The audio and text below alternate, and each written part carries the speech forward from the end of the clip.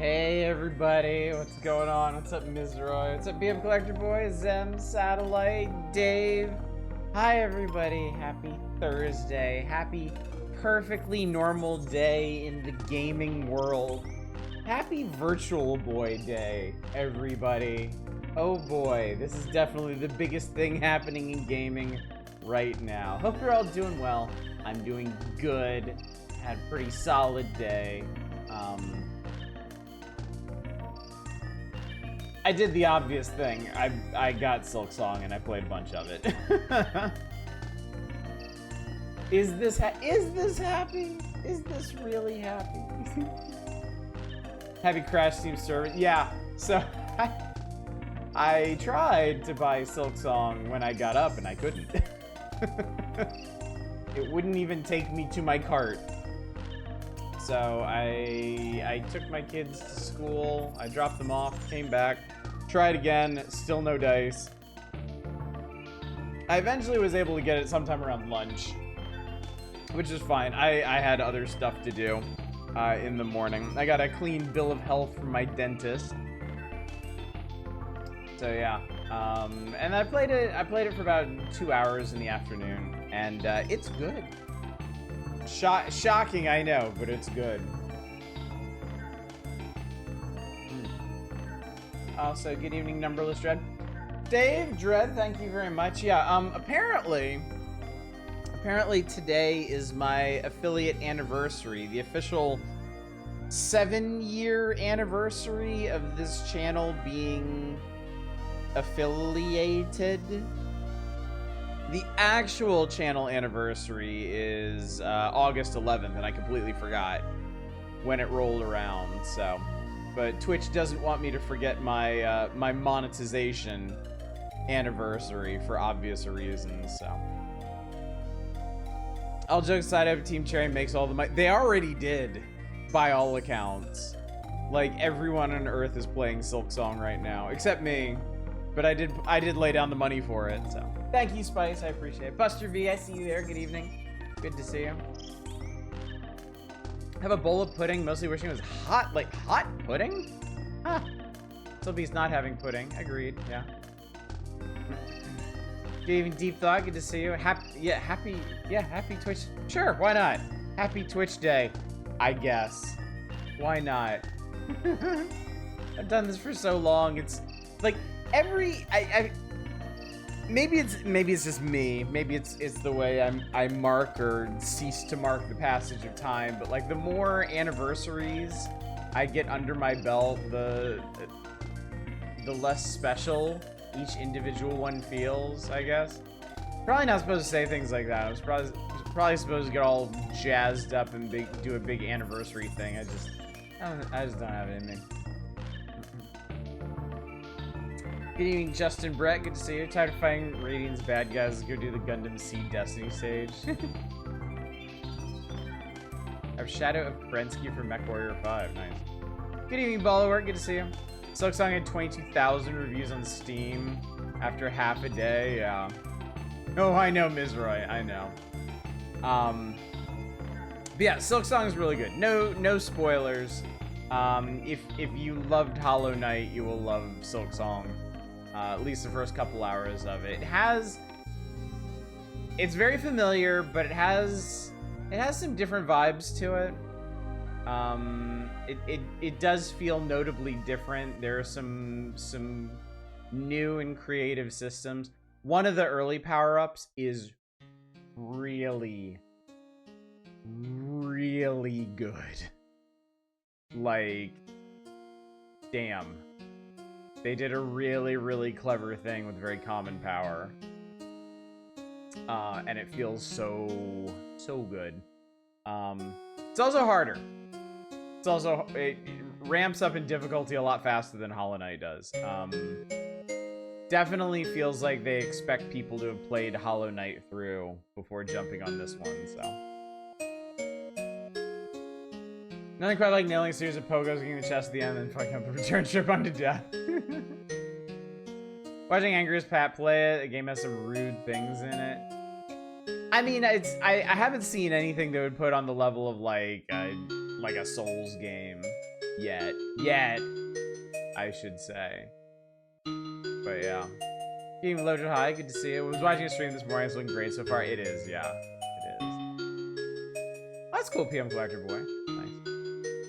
Movement looks really fluid from the trailer. It is, yeah. It feels very good. I mean, Hollow Knight already felt good to play. Silksong feels just as good from the outset, and then I think the powers you get do even more to really make the movement satisfying.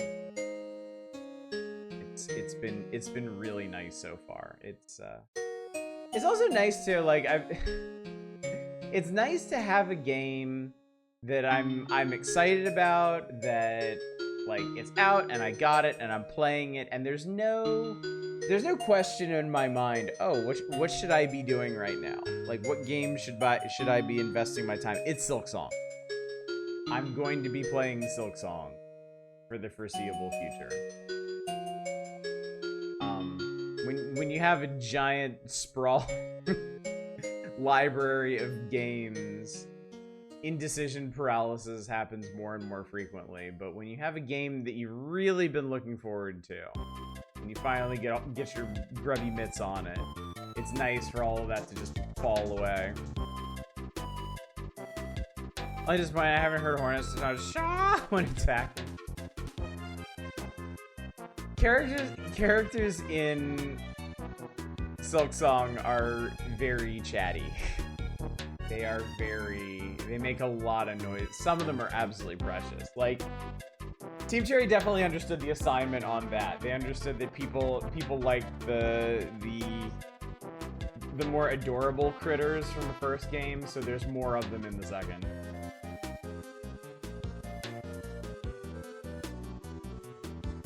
The Virtual Boy, of course. Good games. Terrible old games.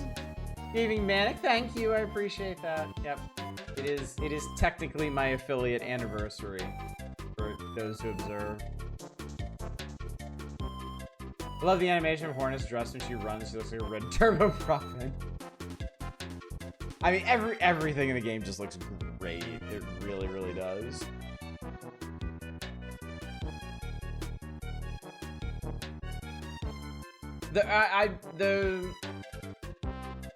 The first couple areas feel very familiar, stylistically, but I'm just starting to get into ones that diverge more from Hollow Knight, and that's really cool. Hornet totally does the Alucard turn. Yes, she does. Yes, she does. So yeah, I need to stop myself from talking up Silksong too much tonight, because the more we talk about it, the more I risk getting into spoilers, and the more having to turn to the Virtual Boy at the end of this rambling is going to hurt, because it's gonna hurt a lot. So I think the wisest thing for me to do right now, chat, is to actually get into it. Rip the band-aid off. There is no more avoiding it. We can escape from the Virtual Boy no longer. It will attach itself to our faces like a xenomorph parasite. Hopefully won't lay eggs in our chest. Whose fault is all that? Look. This is a pact, all right? This is a pact that we have had for years now. Y'all knew going into this that we were going through Nintendo Power. That's the good, the bad, and the ugly. We have fucked around for years, and now, chat, truly, we find out. But before that, let me remind you all of the schedule and what's going on lately, and then we'll get into it, such as it is. I worked at Toys R Us when this abomination came out. Oh god. Did anybody actually buy it? Did you actually sell any of these? I didn't know anyone who owned one. Tonight, of course, is the Power Hours, the most auspicious of Power Hours. We will get, chat will get through this together. We will get through the arrival, the advent of the Virtual Boy together. And maybe some of our eyeballs will survive. Tomorrow night, I have no stated plan for tomorrow night. I think it's going to be a kind of seat of pants sort of Friday. We'll see what I dredge up for tomorrow night. It'll be fun. Whatever it is, it'll be fun. It'll be a nice break from this. And it won't be Silk Song, don't worry. More Power Hours on Saturday, hopefully a safe distance away from the Virtual Boy. No stream on Sunday. I don't stream on Sundays. And then Monday, this is important. On Monday, we are finishing Earthbound.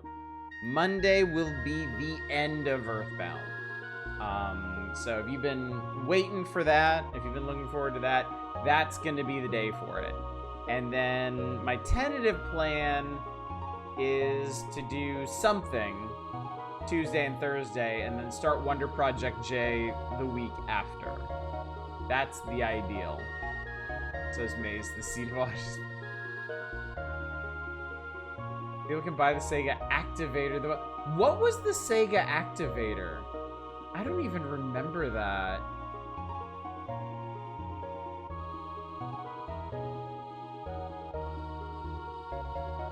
That sounds like some kitschy garbage. So I'm going to assume it is until proven otherwise. Yeah, I think... Oh, the Octagon... Oh, the, like, yeah, the primitive motion, 3D motion controls.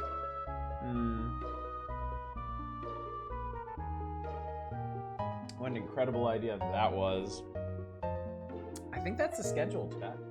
I think that's it. I think that's what we're doing. With that said and done, welcome to August of 1995.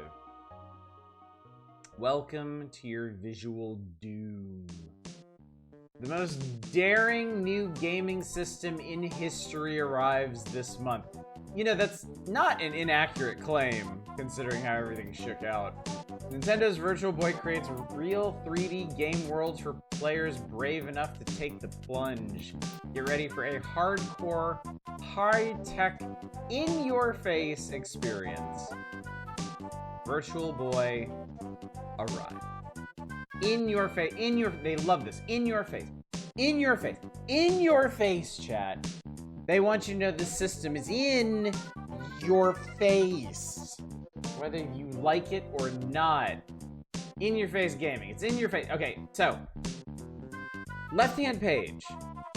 3 times already they've used the phrase in your face. It's in your face, it's in your eyes, it's in your blood. Virtual Boy arrives in the United States this month, and with it comes a new 3D immersive experience like nothing you've ever seen or felt before, and hopefully never will again.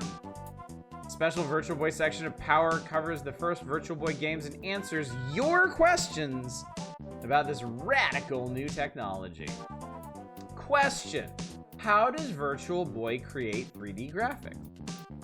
Virtual Boy uses 2 RTI mirror scanning LED arrays to create a stereoscopic 3D environment. Just as in real life, each eye sees the image from a slightly different angle, which is what makes things look closer or farther away. We had this thing a couple of years after it released, and I worked at True in like 1997. Oh wow, really? Maybe they found a bunch in the back room and were just trying to get rid of them.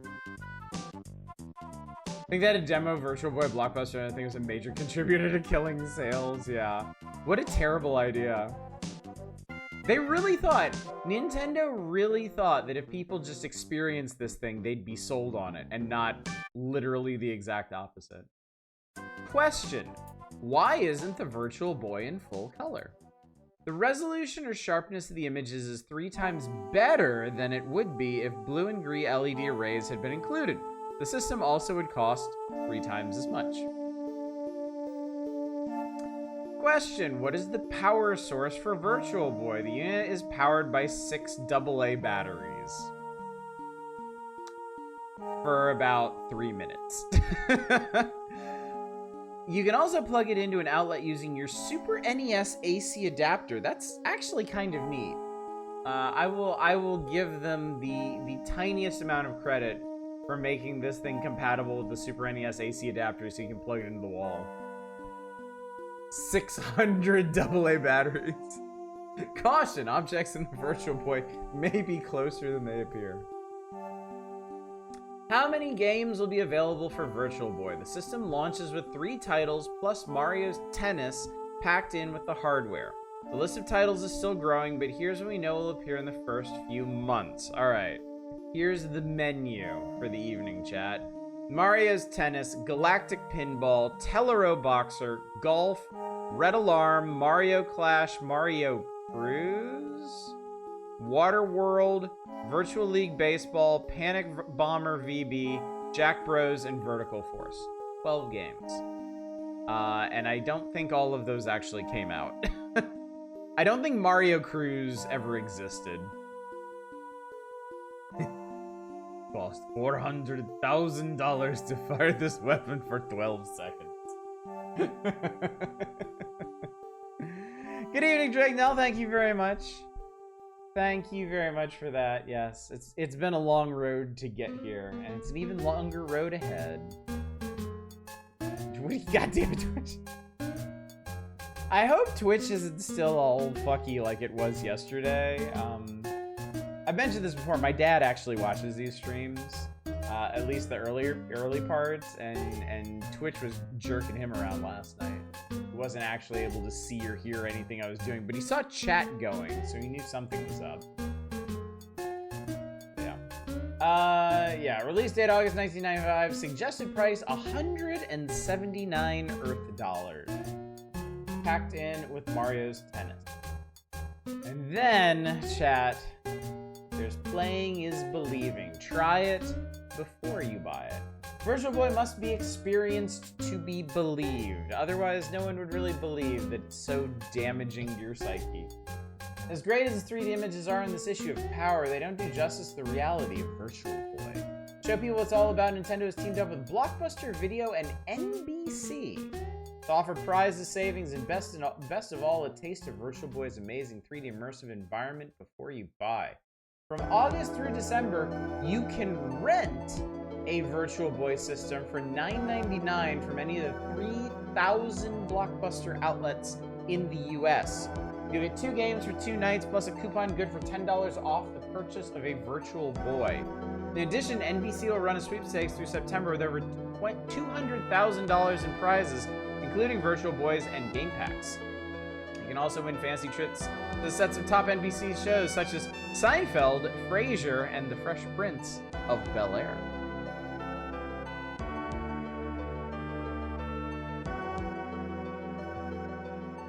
I'm ready for in-your-face gaming. It's going in my blood. Hope you all are behaving with Papa Auto Strike. Oh, never. Never. Chat doesn't know how to behave. One of those is not like the other, indeed. So, yeah. Okay, so...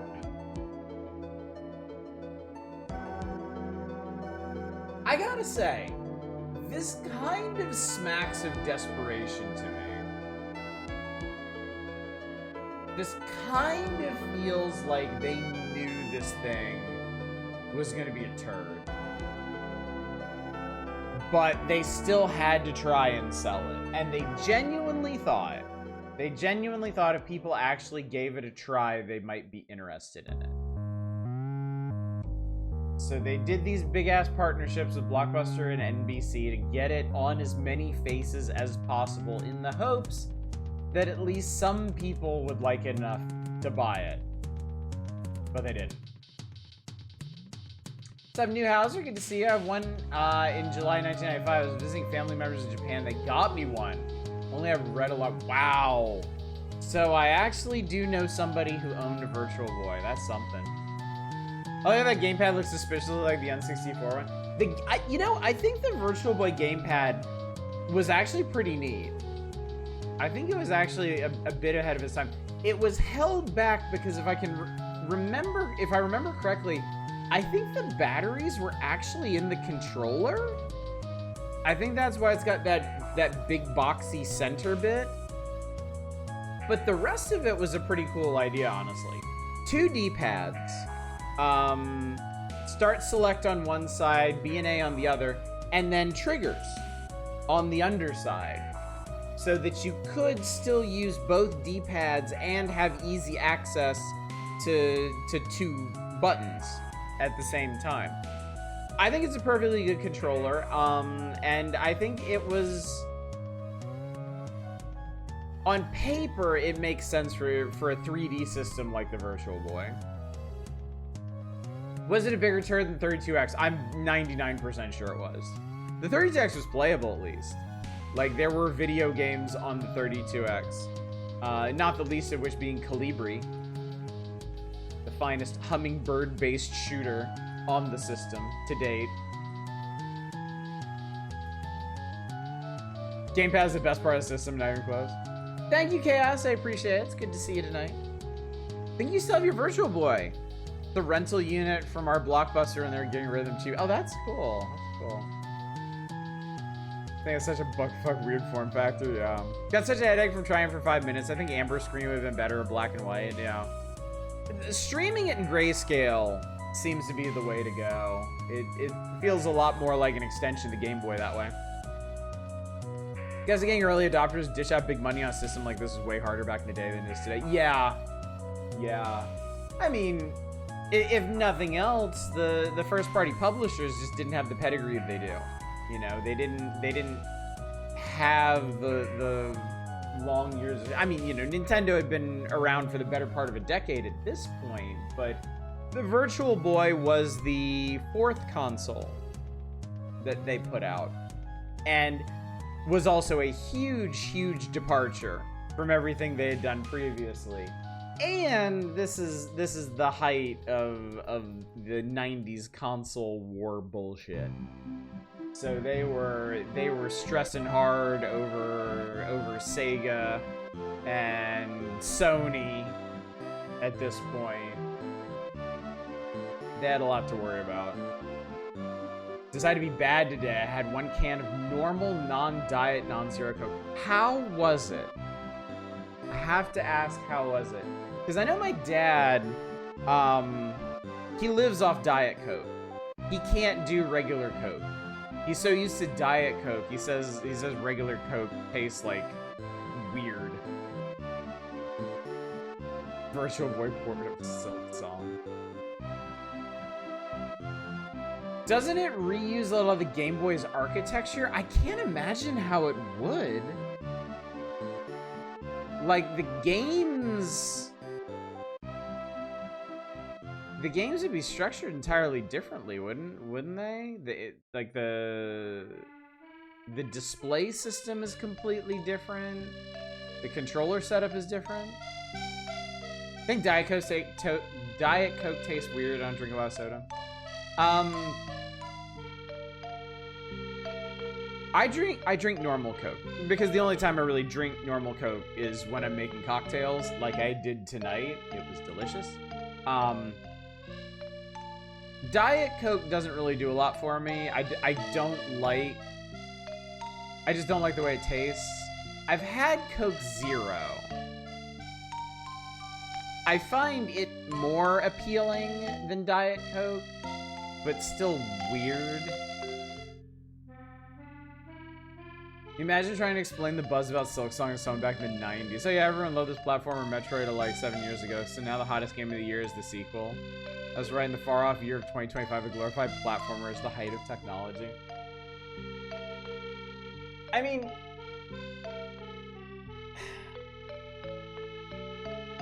Silksong is this weird combination of... Excuse me. Oh god, I don't want hiccups right now. Silksong is this weird combination of everything we've tried to make big publishers understand about gaming for decades.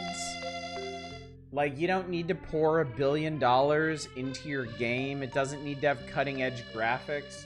You just have to make a really solid game. You need a vision for it, and you need to see it through, and you need to give it the time to be what it is meant to be.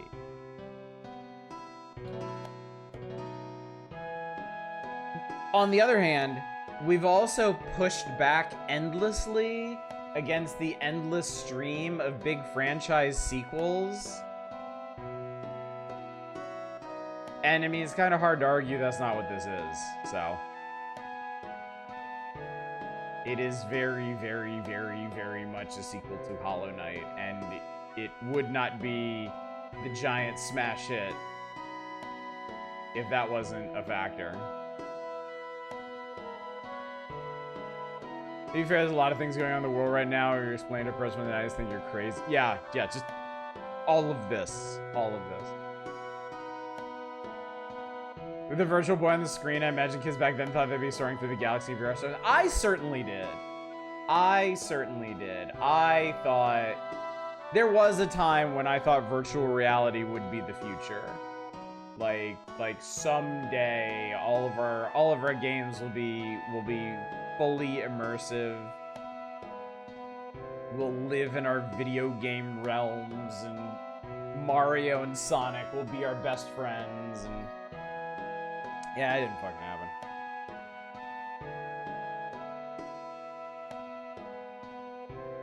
You know, Team Cherry spent at least 2 of those years perfecting the bug testicle physics. Silksong is only gonna make $1 billion once. The shareholders want $1 billion infinity times. Exactly. Exactly. That's why the big companies can't be bothered making their own Silksongs. They totally could. They just don't want to, because they want to make all of the money, not just all of the money. Then your bones got old and realized old bones of VR do not mix. Truer words have ne'er been spoken, F-Zero Racer. It's good to see you tonight, but yes, that is the crux of the problem with VR gaming. VR gaming is exhausting in a way conventional gaming is not. VR and booze don't mix? Yeah, that too. I mean, the fucking Wii and booze didn't mix. You can't really go much more immersive than that and expect anything good to happen from it. Team Cherry folks can all retire now. I wouldn't blame them if they did. But I do know that Hollow Knight and Silksong are like passion projects for them. They didn't make those games to be rich. They made those games to make those games, to deliver them unto the world and have people experience the true scope of their vision. So I certainly hope that they will continue creating. And you know what? If they just want to keep making direct sequels to Hollow Knight unto eternity, more power to them. I would love that. Rather buy those indie companies for parts, lay out the entire staff, kill the franchise. That gives way more short-term profit. Somehow. Shitface Wii boxing is fantastic. What are y'all talking about? As long as you're not actually boxing your TV. Like so many idiots online have. I did see that Street Fighter film poster. Good evening, Shadows. Good to see you. So, yeah. Anyway, chat, I'm turning the page. We've tarried here long enough. Let's delve deeper into the Virtual Boy. Let the games begin. It has begun. Nintendo isn't the only game company developing exceptional software. I definitely take exception to it. Exceptional software for the Virtual Boy system. Third-party publishers in Japan and the United States have been burning the midnight oil to bring you more in-your-face games. We should keep a running tally of how many times they use the phrase in your face. I think this is the 4th time. I think. For most of these games, these are the first photos ever shown. As always, look to Nintendo Power to review the games once they're complete. You're not supposed to punch your TV? Only if it's a CRT, it's no fun otherwise. Embrace Virtual Boy. Embrace the future. Shove it in your eyes. Those zoom lines. I guess they are. Maybe? I don't know, man. I don't, I don't know what, I have no idea what early CG in the 90s was supposed to be. They were gonna choose photos to make the games look good. They may not have succeeded. Be nice, Deep Thought. This was literally the best they could do. What a terrible day to have eyes.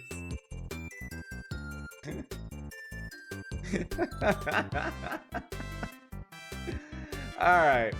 We'll talk about these and then we'll get to your requests.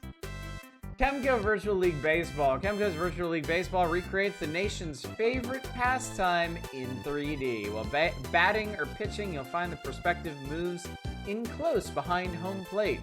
Once the ball is hit, the perspective pans back to a wide-angle view so you can see and maneuver your outfielders. Virtual League Baseball should be ready for release sometime in October. The Japanese version shown here will have modified characters.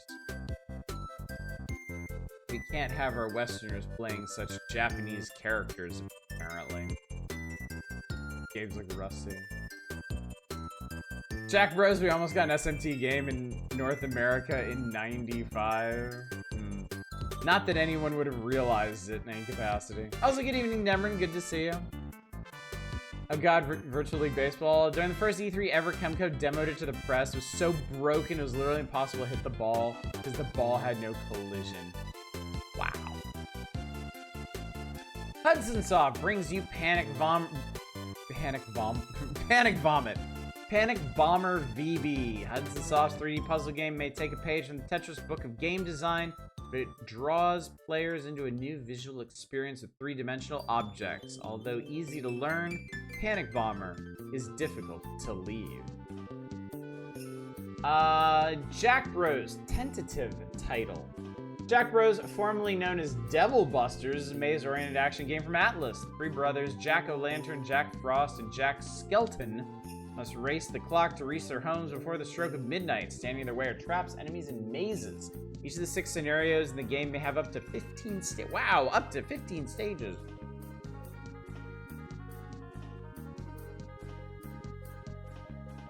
Six times 15 is a lot.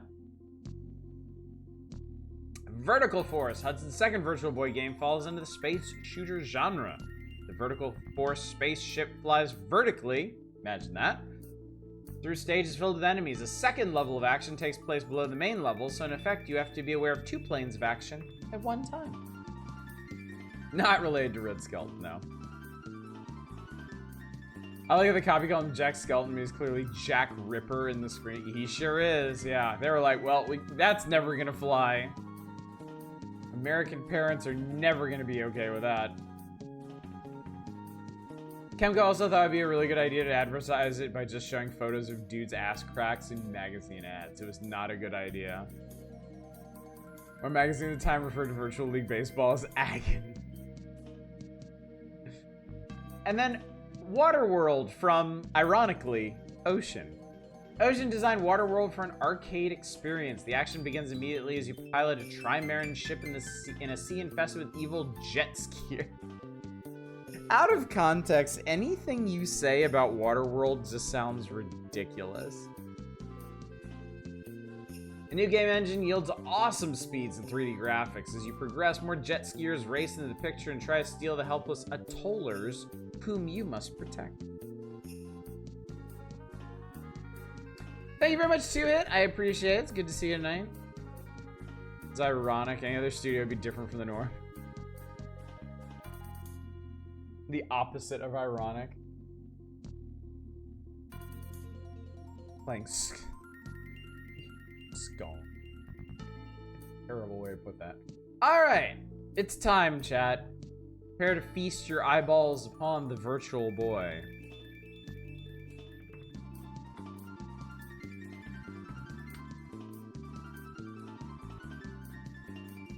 A couple of hours is already delivering. Yeah, I played about 2 hours of it today, and it's real good. Really, really good.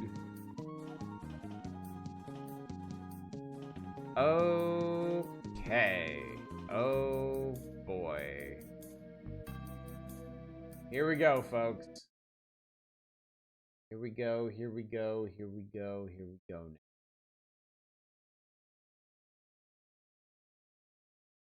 We all know LJN made a few decent games at Ocean, making games that didn't suck. I want to say yes. I want to say they did.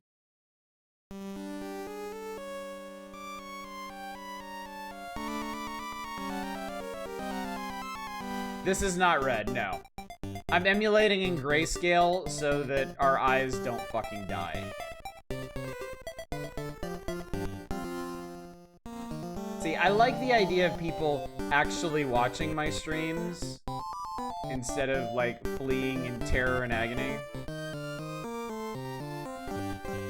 Also, imagine my disappointment discovering this is actually a Bomberman game. Yeah, this is a bombings man.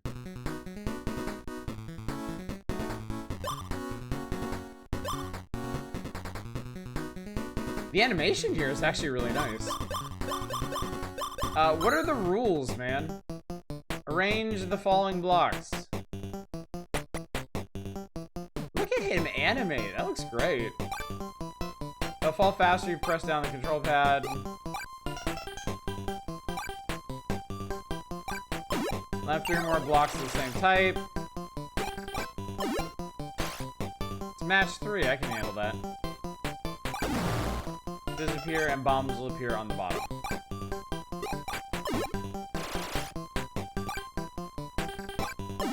Build up as many bombs as possible. Ah, okay, I see. Bombs are dropped in from above are sometimes live and sometimes not.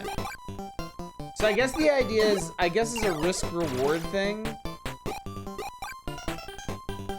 You wanna, yeah, okay. So you want to build up as many bombs as possible without going over. Okay, I get it. I get it. We'll play on normal. Oh, cool. You can actually choose your block assortment. That's pretty neat. The Scary Ruins. I am Drifty. These ruins are my home. I'm just floating around. Want to play? Was that the only 3D in the entire game? Was Drifty just coming out of the background at us? Do do do do do do do do. Yeah, this is definitely Bomberman.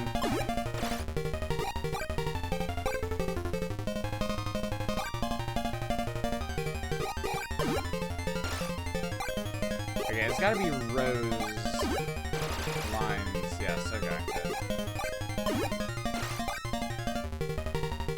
I'm gonna blow him.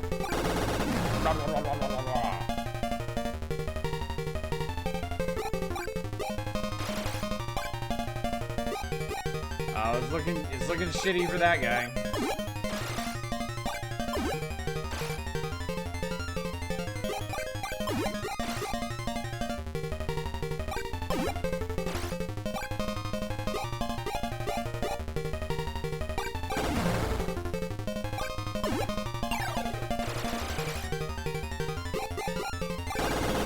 Blow him.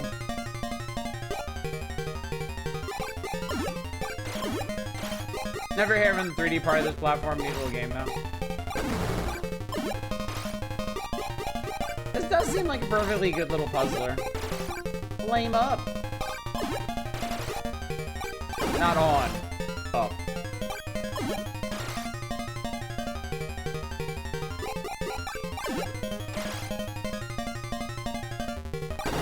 Boom. Oh, I think he's screwed. Oh, not quite. He's hanging in there. Holy sweet Jesus. Boom.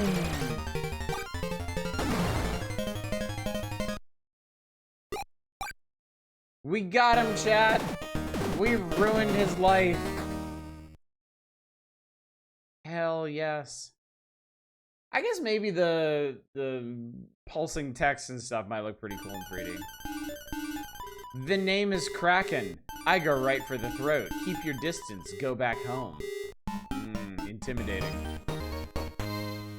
Doop doop doop doop.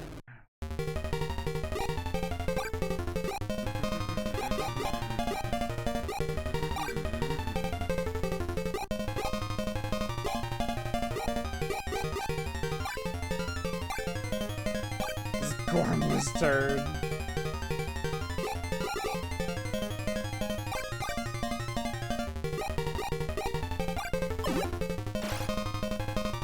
Gonna piss poor job this time.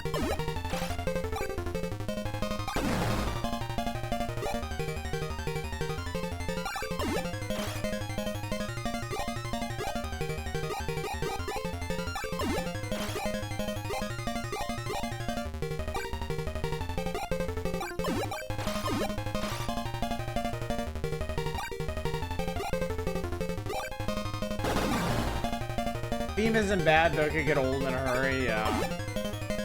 I agree. Oh, that was maybe unwise. Can I blow this popsicle stick? Yes, there we go, nice. Good stuff.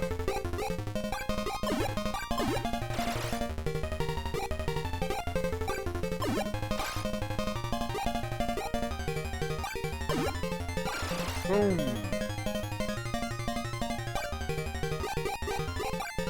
The blocks themselves are really cute in this.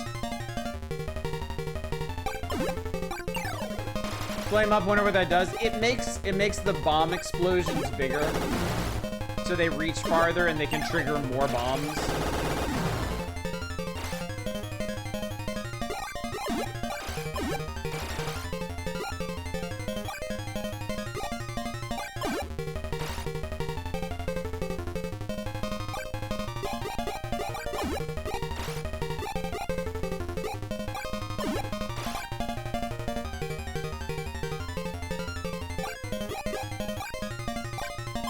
It's honestly pretty tricky.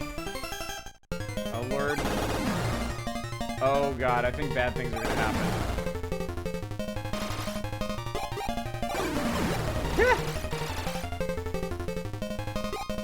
Look at him! Look at him! Oh, my God.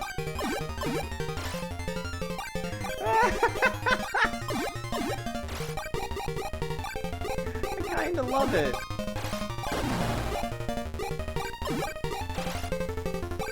Alright, let's see what we can do. Oh! Oh, oh, yes. Oh, yes.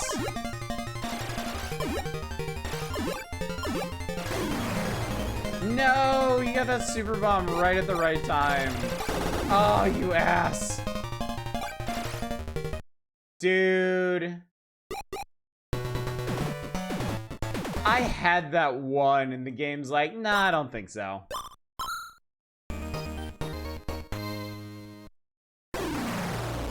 Rigged.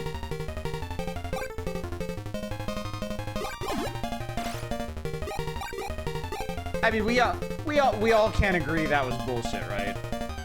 We're all on the same page with that one.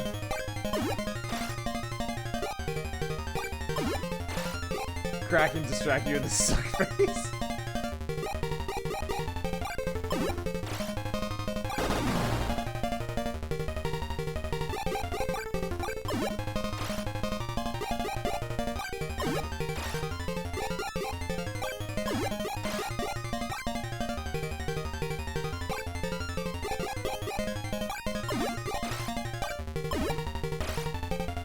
Flame up.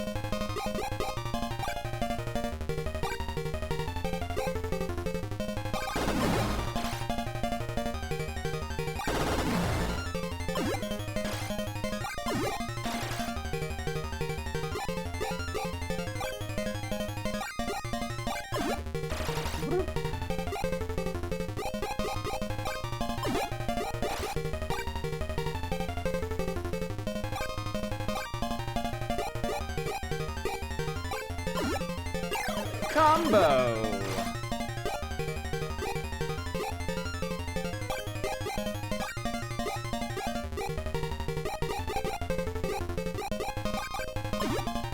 Here we go. Mine sounded bigger. Yeah.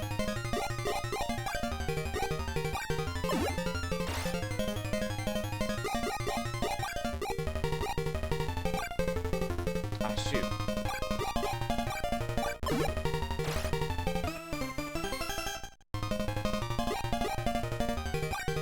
Oh yeah, I got big. I love the way they animate when the big super bomb is coming down.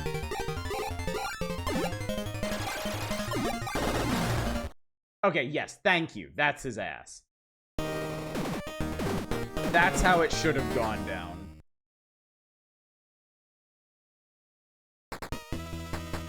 My name is Zach. I am a were-bomber. I'll be slashing you up. I hope this doesn't awaken anything within me.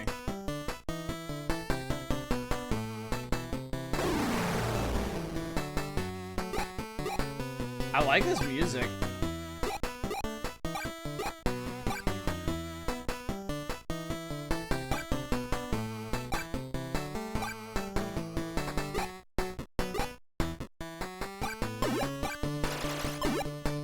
Oh, nice. Oh, that was cool. I actually got I got a combo from it getting pushed up.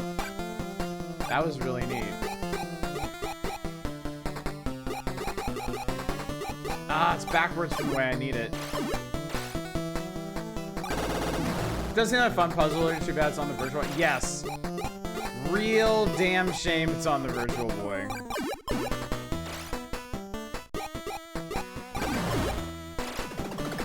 Wait, can you do diagonals in this? What the hell is that? Is that gonna turn my bombs into meat? Oh no, I turn them into rocks. Well, that's just rude.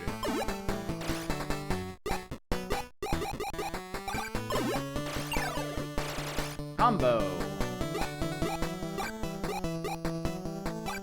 Oops, did that wrong. Okay, so rocks block explosions. What the hell?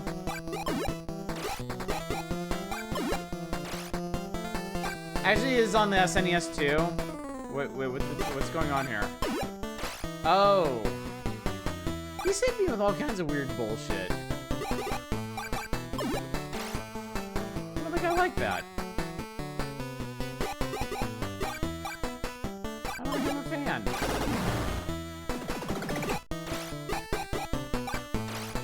Whoa, man. What's,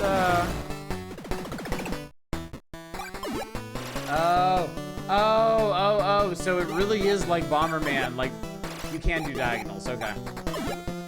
You break the blocks and you get, like, special power-ups and stuff.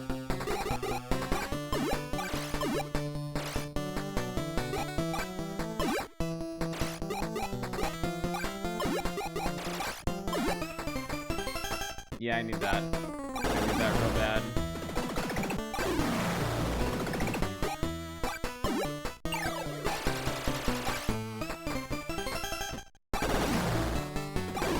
Oh, yes, there we go. All right. Now I'm just getting rocks.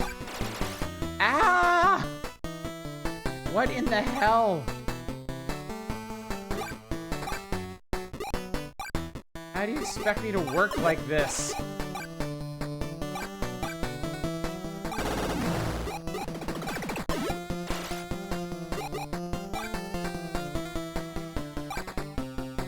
Okay, this guy is a real piece of shit, and I don't like him. Okay, that didn't help at all.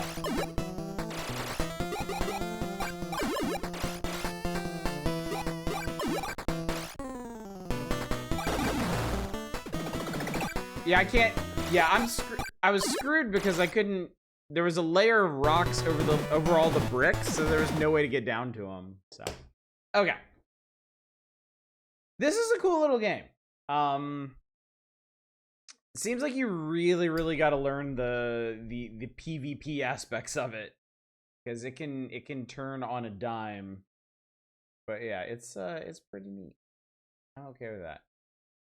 I imagine it's gonna be better than this next thing.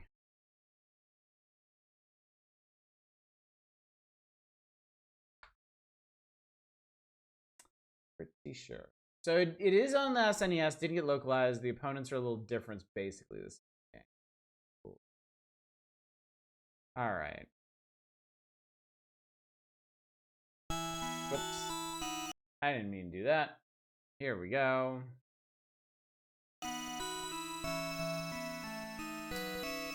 We probably peaked for the evening.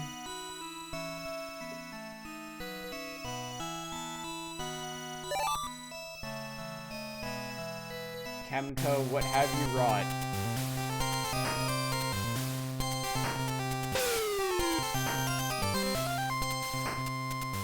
Ha ha ha, it's so funny. That's really funny what happened. Yes. America. It has everybody's... It does. It has everybody's...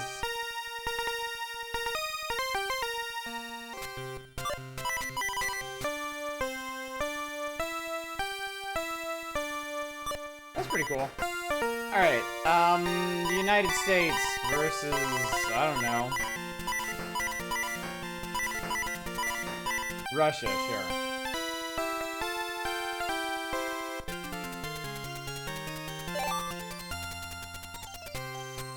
Pitcher select. They made this so hard to read. This guy's a star next to him, so let's pick him. I don't give a shit. I ain't reading all that. Let me just play a goddamn game.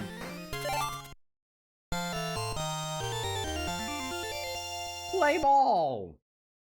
I have no idea how to play this. I think I found the bunt button.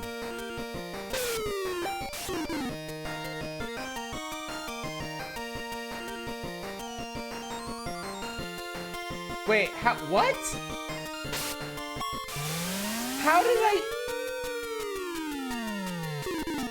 How did that first batter get out instantly? Aren't you supposed to have strikes first?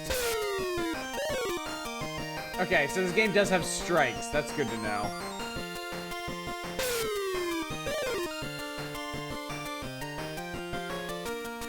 Wiggle, wiggle, wiggle, wiggle, wiggle. Cool. Not this version of baseball. I like how they run off the field crying after you get them out. Let's go. It's like Calvin Ball, but less fun.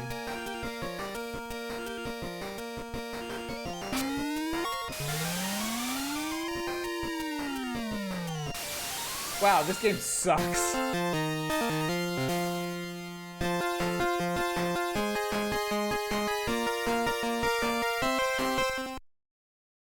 There's a Wii hit and the catcher picked it up. I don't know, it's Virtual Baseball, man. What do you want? A fun game? Is that just too much to ask? Was not Ibledo Vision Red? The visual is surprisingly crisp. I mean, I have played an actual Virtual Boy. Wow, fuck off.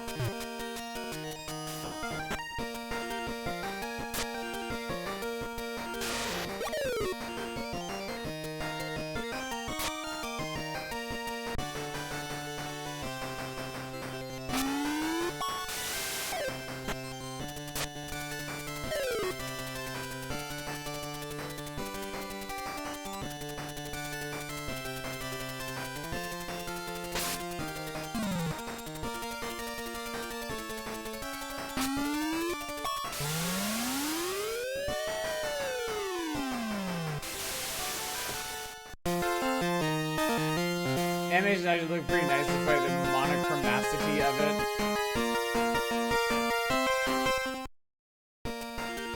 This reminds me of that Looney Tunes cartoon with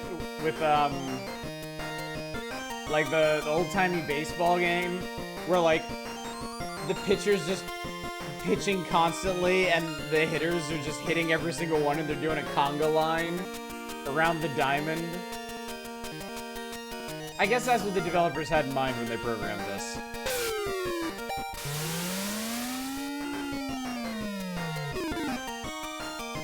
Wow, I actually got somebody out. That's amazing.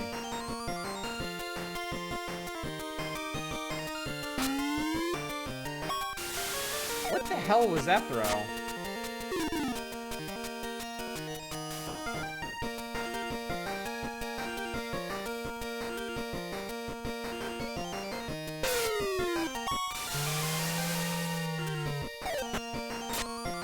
Oops, threw that the wrong way. Meet me at the ballpark unless it's this one.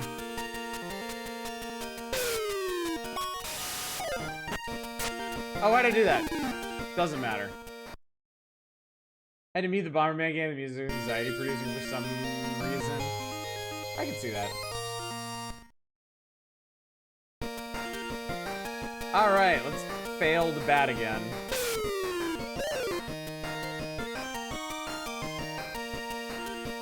If I recall, it's red because of the technical limitation. Oh, because of the technical limitation, you couldn't get LEDs you need no any other color in 95. I hit him! I hit the pitcher. That rules, okay. Alright, my estimation of this game has gone up slightly.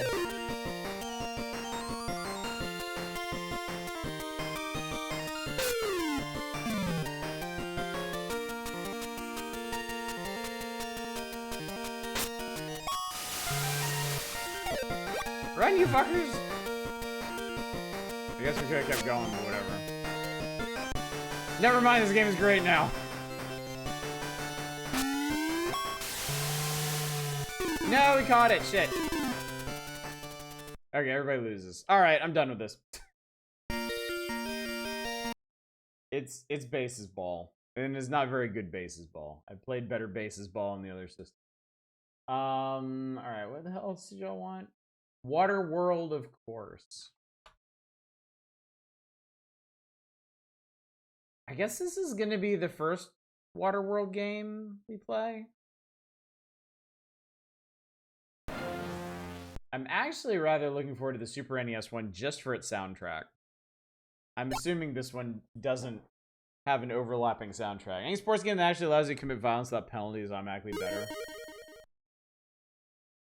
That's why I really like that, what was it, that basketball game where you just beat the shit out of the other team on the court.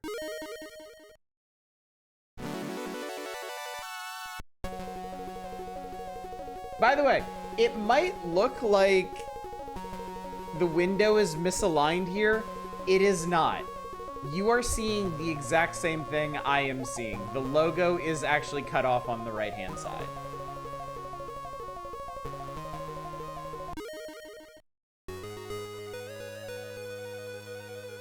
Oh, they did try to use the same soundtrack.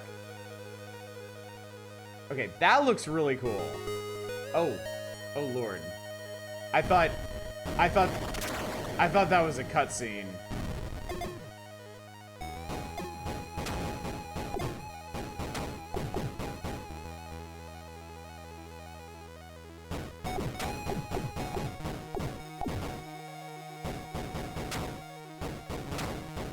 Wait, this is it? This is what we got? Wait, how do I save the tollers?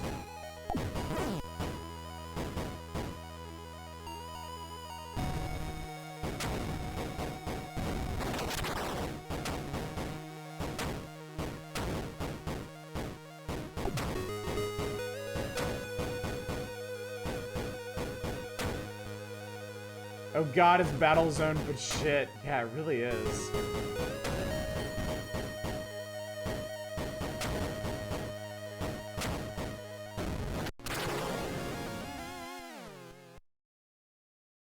This kinda sucks.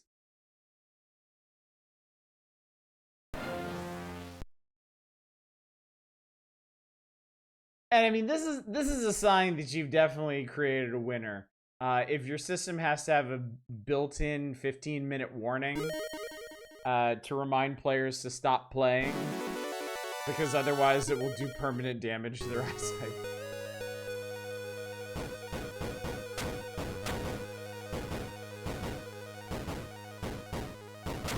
So yeah,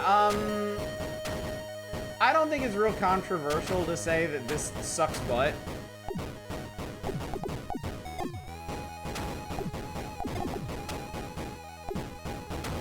Like, this is bad. This is really dumb and bad and unfun.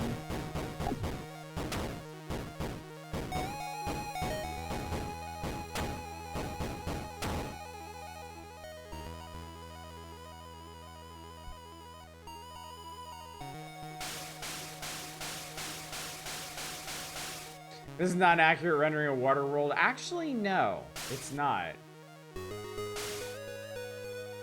I mean, have you seen Kevin Costner pissing into a cup yet and then drinking it? I don't think so.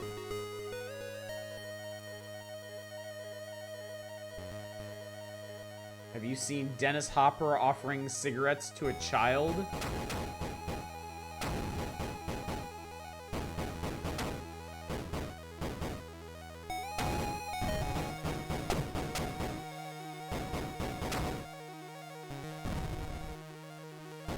This thing, okay. Turning and shooting, fine, no big deal. Moving around, holy shit, it just feels terrible. Because there's really no, like, static point of reference. I know the atoll buildings are supposed to be that, but this rendition of 3D moves so strangely. It's really kind of impossible to tell anything about anything. Only good thing about this game is the atmospheric music, yeah.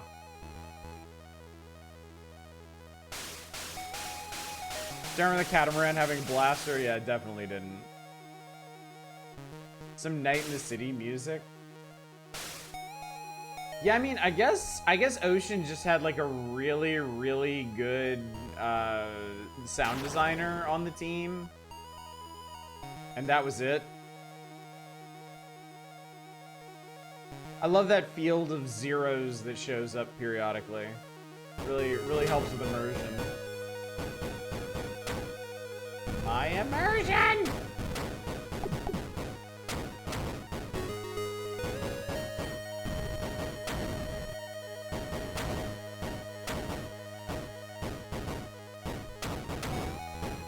So, I think what this feels most like is playing really, really unresponsive asteroids on a flat plane.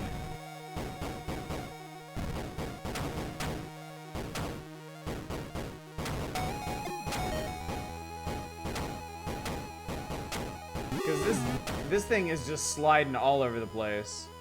Feels like the start menu for a pixel art cyberpunk game.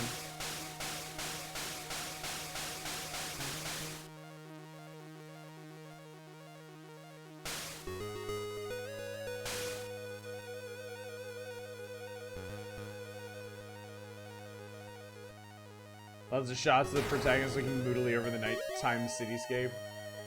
Oh my god, I got an extra life, chat. That means we can play this for even longer.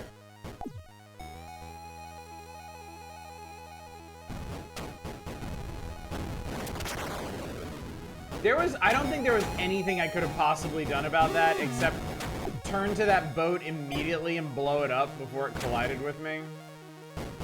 Is that a goddamn shark?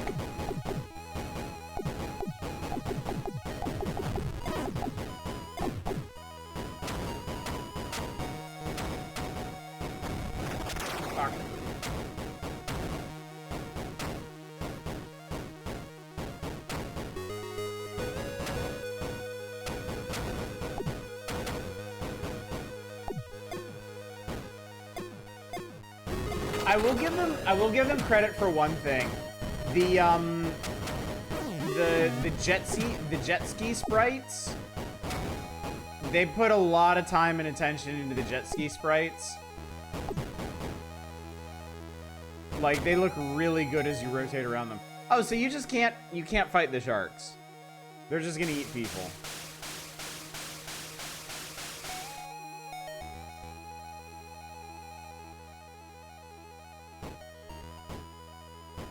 Oh, hey. Oh, look, you can see how this thing moves. I didn't realize I could actually play the game, like, from top down. Okay, I've had enough of this. This sucks and I've had enough.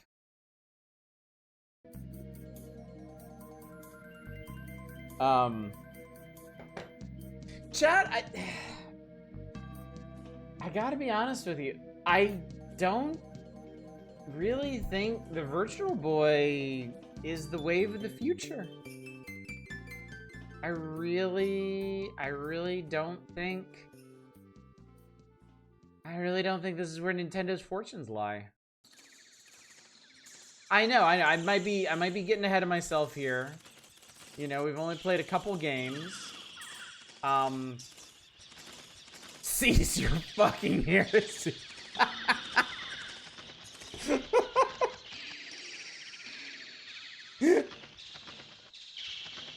Like I just impugned the good name of the God Emperor.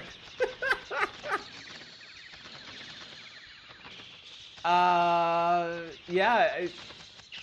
Okay, we've actually played everything on this page.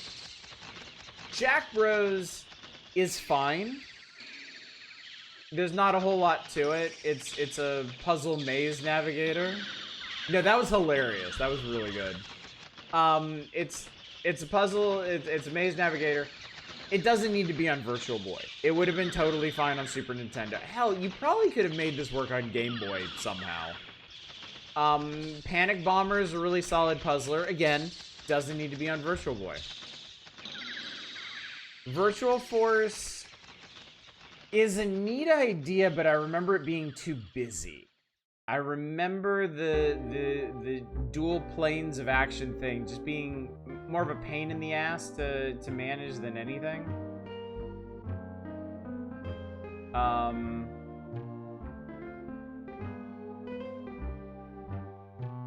Yeah, and then Virtual League Baseball. Actually, you know, I want to see something real quick because I just noticed the Waterworld screenshot here looks so much better than what we were just playing. Like everything else looks like what we were actually doing, but not Waterworld. And I wanna do a little due diligence here and make sure that wasn't like an emulation error or something. So hold, please.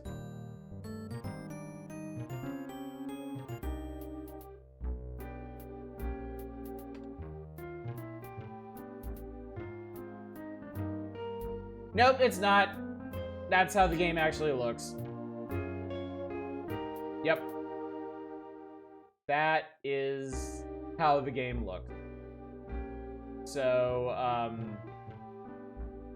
yeah, this is bullshit. This is some made up horse shit. Phew.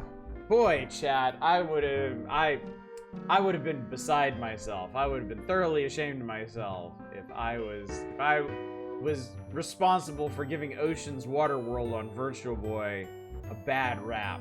Undeservedly so. But don't worry, chat. This game really is dog shit.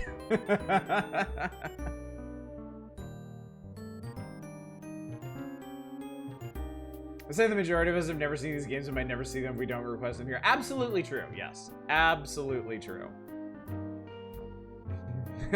Nothing of value be lost if we didn't see them. Also true. But hey, we're here, we might as well enjoy it, right? What is this from? This is from Snoopy Concert. This particular channel loves using Snoopy Concert songs in their playlists. I hear the 1,000 psychers sacrifice every day keep the Emperor alive or killed by playing Waterworld on Virtual Boy for 2 minutes. Yeah, this looks like a PC game with the red channel active. Yeah, it is not that. It is. We know that to be true. It is not that. Some honestly good games on the Virtual Boy, the biggest problem being they got stuffed on the Virtual Boy. Yeah, and I mean, if these games here are any indication, like, the best games on the Virtual Boy don't take any advantage of being on the Virtual Boy. They don't need to be on the Virtual Boy. They don't use the 3D space in interesting or even necessary ways. They're just decent games that had the misfortune of being put on the Virtual Boy. Anyway, let's talk at length about Mario's Tennis.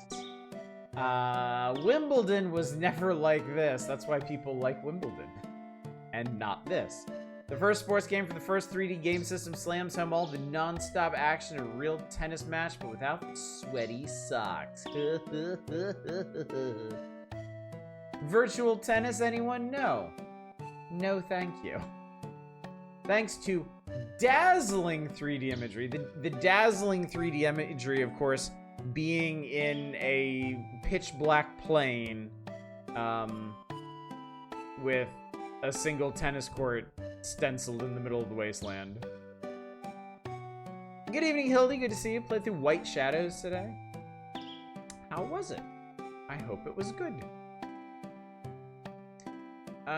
You control your player's movement, whether they make a lob or a smash in the direction spin on the ball. You can charge the net or stay back. Manual accompanies games full of tips and tactics. You'll need them. Strategy's all important. Yada, yada, yada. Amazing. Please pick it up. I'll look into it.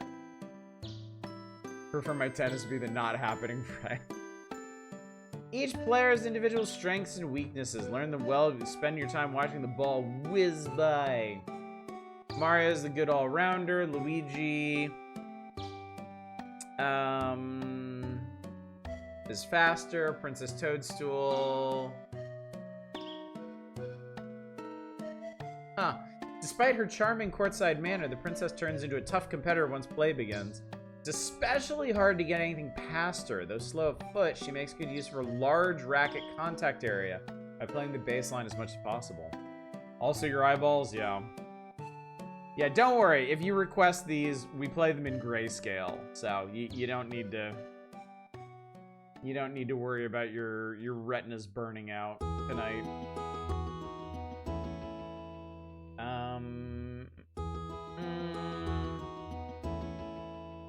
Make a racket in singles. Get it, chat? Racket? Racket.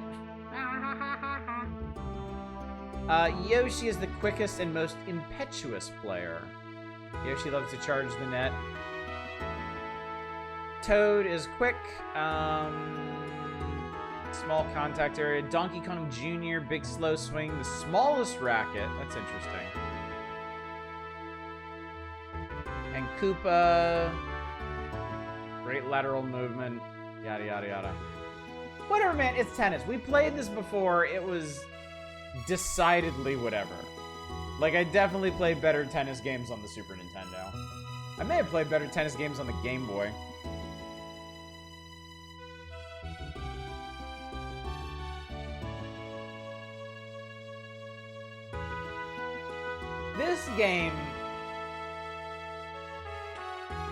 This game really did feel like a cheap, quick cash-in. Like, more so than the other, like, extended Mario sports games. There's just so little going on here. There's, like, you have the court, you have your players, you have the background, that's it. That is it. It is just dry-ass tennis. Never understood the rule in tennis that you need a 2-point lead over your opponent to win a game. I don't understand tennis at all. I have no idea how the scoring works in it. Tennis has always eluded me. I've tried playing it in like PE classes and with friends and stuff, and I can make the ball go back and forth, but I have no idea whether I'm winning or losing. It is not for me. It is not my thing. Now, pinball. Holy shit. Now, pinball. I loves me some pinball. Cosmic encounters and alien adventures are all part of the picture when pinball goes galactic. In one of Nintendo's first Virtual Boy releases, it's pinball, right? But pinball as you've never known. 4 tables. Okay. Oh man! Wow! Yay! Pinball! Pinball! I think I remember with tennis is you have to love your opponent or something. Sounds pretty queer to me. I think if tennis was really that gay, it would be a lot more popular. We've written plenty about Virtual Boy's graphics, but the sound is also fully dimensional. From the title screen on, you'll know that you're in for a unique play experience. Begin by selecting any one of the 4 games. Galactic Pinball is set in the mysterious depths of the Milky Way, but it's more than just a space. Shoot 'em up on pinball tables. Of course, the object is to post the highest scores possible on each of the tables. You can also discover hidden games by accomplishing different feats. Pinball with a twist. Games within games within games within games. I remember this being a pretty mid-table. These screenshots don't really give me much faith. The tables look less like tables and just big open fields. Well, you know what? Let's go ahead and try it. Let's experience this for ourselves.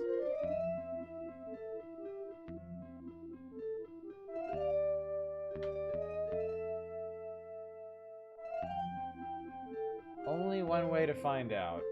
Unfortunately. Shut up, Waterworld. Nobody likes you.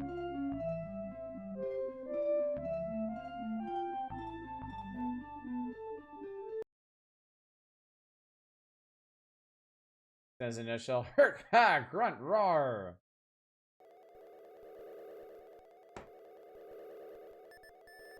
We may have tried this before, too. I don't remember, which is definitely not a good sign. Actually, yeah, I think we did try this, but I didn't have... Welcome to Space World. Let's go.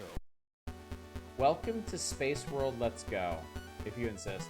I think I didn't have my controls set up correctly for it.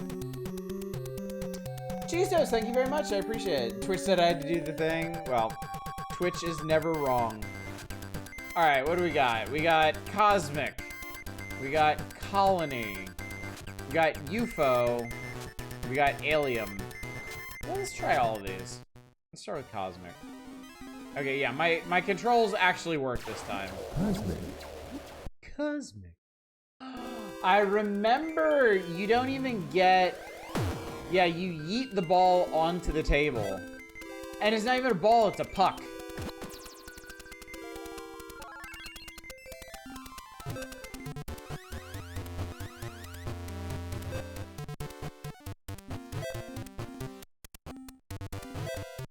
This was the sound design that Nintendo Power is getting all hot and bothered over.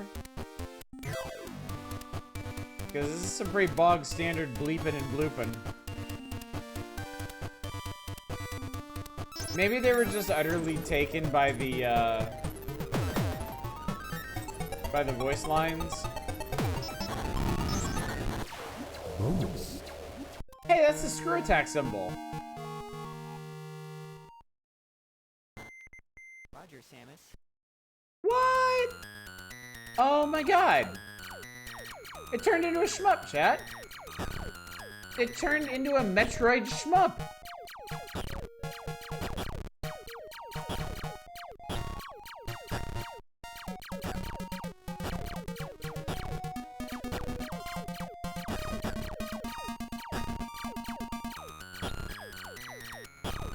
Redeemed? No. As neat as this is a pinball game. I came here to play pinball. Like, I would love to come here to play Metroid Shmup, not as a subsection of middling pinball.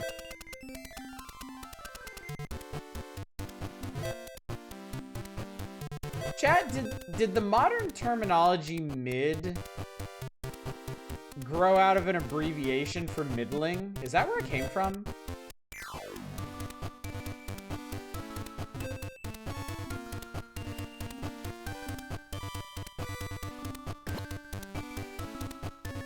I'd assume.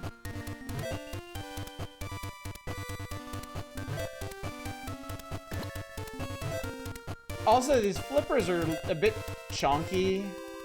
They don't feel very good. Like, the puck kind of gets hung up.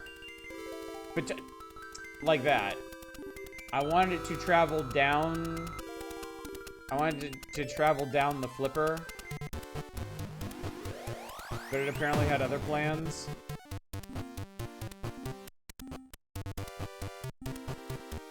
The word mid is originally used in cannabis culture, slang is a short version of mid-grade. Denote marijuana strains are medium to strength grade above low quality.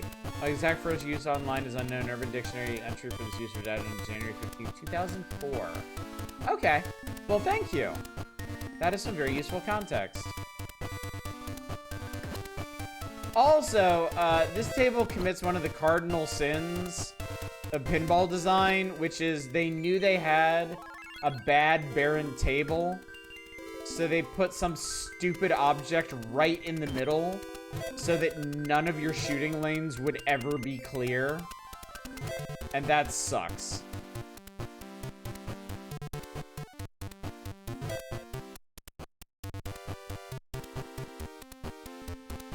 That is some absolutely amateur hour pinball table design.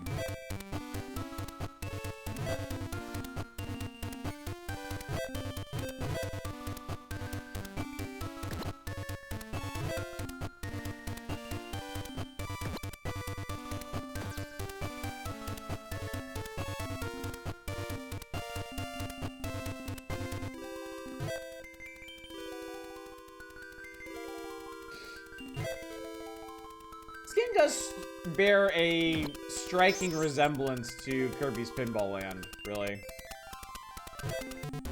Okay, wow, yeah, this actually has a lot in common with Kirby's Pinball Land, as it turns out. Weird-ass ball physics included. Oh, come on, that was dead on. Let me just get it in the hole once. Lots in common, like it sucks.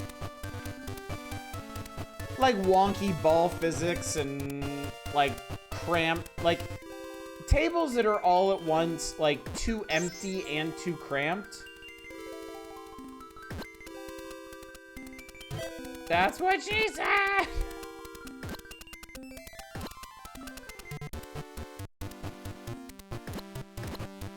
I'm sorry, this is boring as hell. I want to try some of these other tables.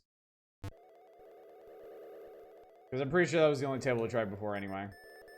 Can't imagine this with the eye-bleeding red shades. It's got to be such a miserable experience. Welcome to Space World. Let's go. I used to play PC pinball game called Looney Labyrinth. That was fun. Alright, let's try... I'm gonna skip over to UFO. UFO.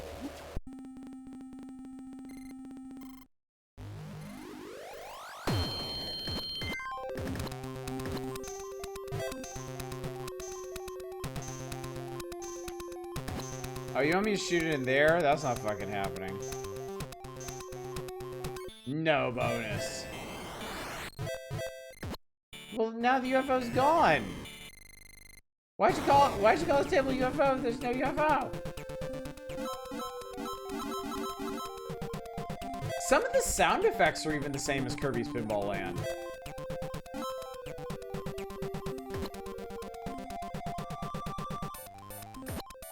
Dude, the fucking puck slows down when it gets to the flippers. Like, that is not how this is... That's not how this is supposed to work. It is such a tiny table, but at the same time, it actually feels like... It feels so empty.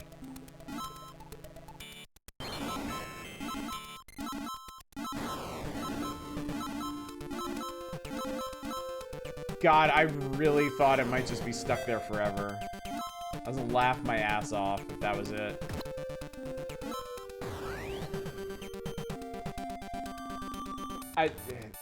This sucks. This is a bad pinball game. Sorry, not sorry. Once again, I've had enough. I have had enough. It ain't worth it, chat. It wasn't worth it then, it's not worth it now.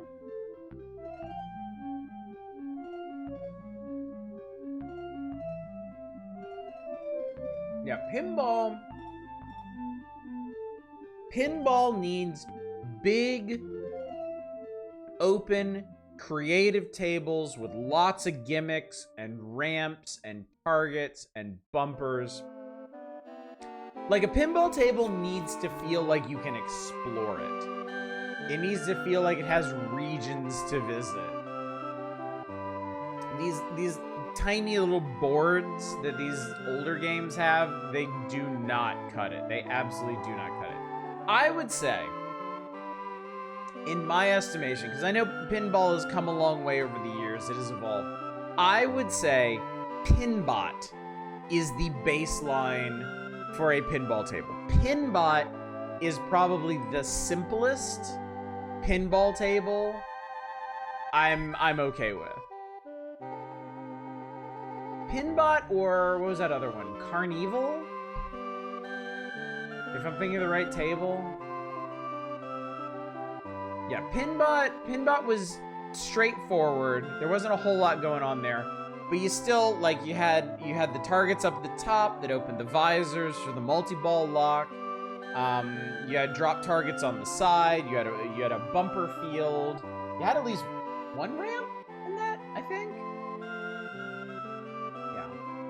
I mean, my heart is always going to be with tables like Addams Family, and Twilight Zone's my all-time favorite.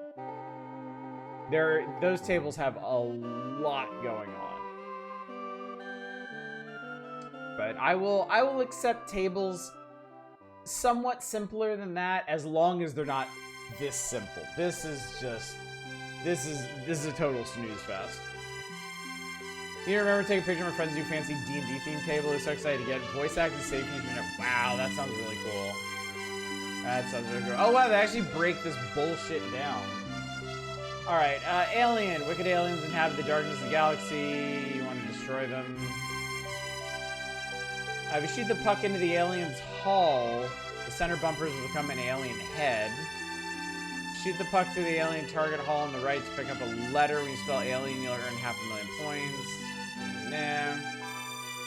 Guns N' Roses pinball table is nuts too. There are a lot of really cool pinball tables out there. I remember the Bram Stoker's Dracula pinball table. I didn't like it very much. It had some really awkward ramps that if you didn't hit them quite right and like commit, the ball would run right down into the drain off of them. But it had a really cool gimmick where for the multi-ball, the first ball you locked would magnetize, and the second ball you locked had to connect to the magnetized ball.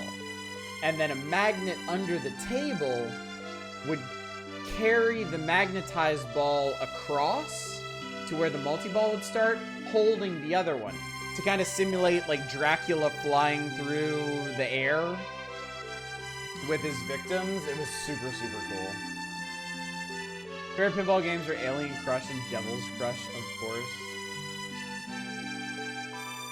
Let's see, Colony, floating aimlessly in outer space. Hit the targets. Spell rescue. See the Mario pinball machine I showed you? I did, yeah. I think that might be the same one I've seen in person. Like, I played a Super Mario World pinball table, and it looked very similar to that one. But yeah. It's hard to remember all the pinball tables I played when I was a kid. My local arcade had Addams Family, Twilight Zone, Carnival, Bram Stoker's Dracula. I think it had a racing themed one that I never played. Might have had a pirate themed one too. I played the Terminator 2 table, Indiana Jones, Super Mario World, Star Trek. I'm not sure if I've ever played the Star Wars one. They actually have a recreation. Right now at Costco, you can buy a recreation of the old Star Wars pinball table for like 5,000 bucks. Good news, you can just subscribe to a pinball rental service and ship a different table to you periodically. I can't wait to hear the bad news. I can't wait to hear how much this costs. I played Pinbot, of course. What else? What else?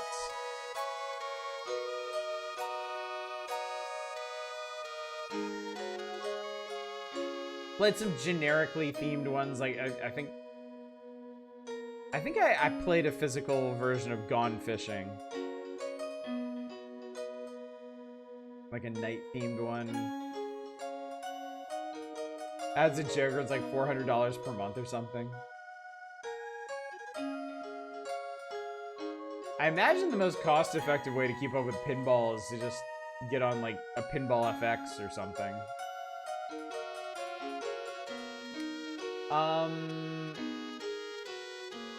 You know what's crazy?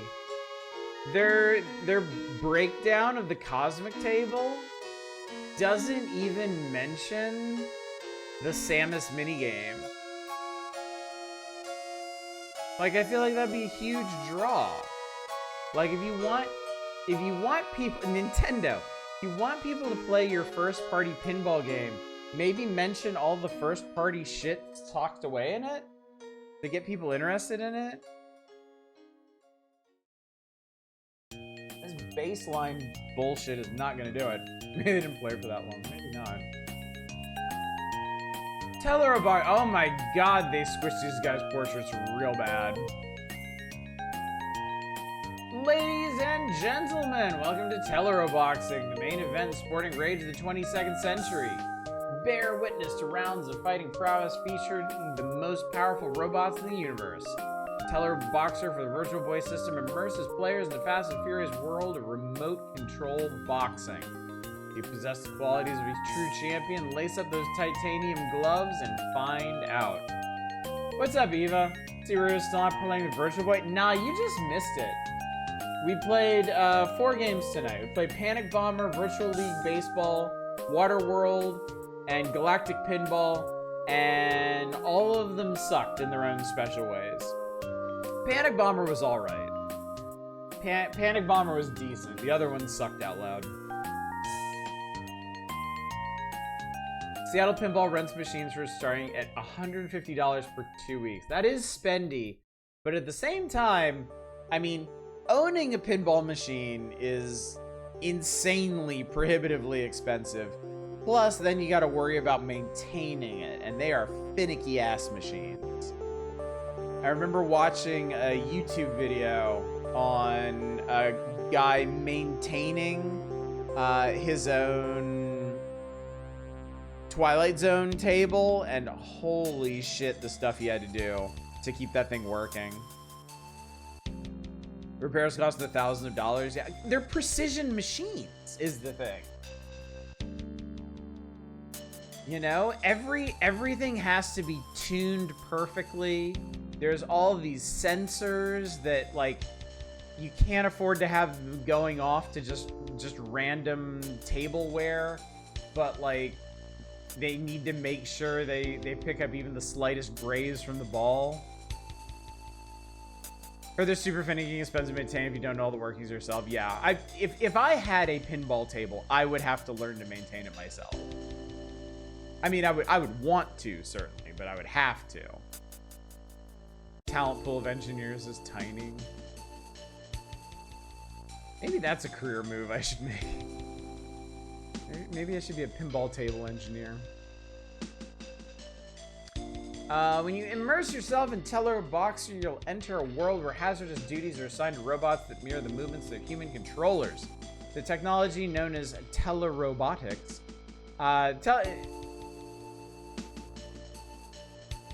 Oh, they butchered this sentence, chat. The technology, comma, known as telerobotics, comma, and it isn't used for work alone. So they either need to get rid of that first comma and replace it with an is, or cut and is from the last fragment. Got plenty of other hobbies and certainly don't have cash for that. Yeah, need electrical and mechanical. Oh yeah, yeah. It would take me years just to get to a point where I'd feel comfortable actually working on a table. So no, that wasn't a serious inclination of mine. Editors hate him. One weird trick. Knowing grammar.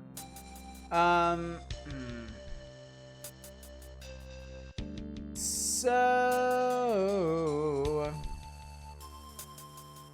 from here, they just describe the different foes you'll face off against.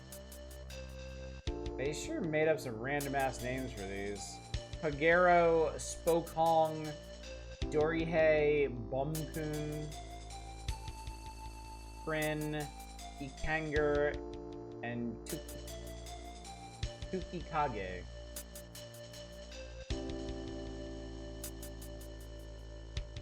I like 6 to 8 years of school. What's the problem? Well, it's school and it's oddish. These charts are really funny. Like, they obviously scaled it to fit 5 dots in here, but then they realized they need to cram a lot more in and just didn't bother to scale, like, to redo it. They just squished the dots instead.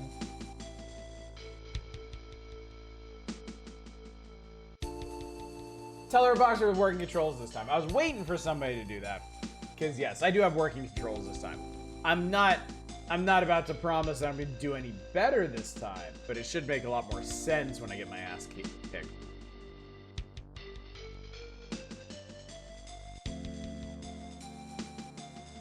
I like 3 of the charts are exactly the same. They probably gave up like halfway through. They're like, nobody's going to read this shit. Nobody's going to care. It's like Real Steel, but crappier. Now, my understanding is Tellero Boxer is arguably... Oh, shit. Push the wrong button. Tellero Boxer is arguably the best game on the system, which I know.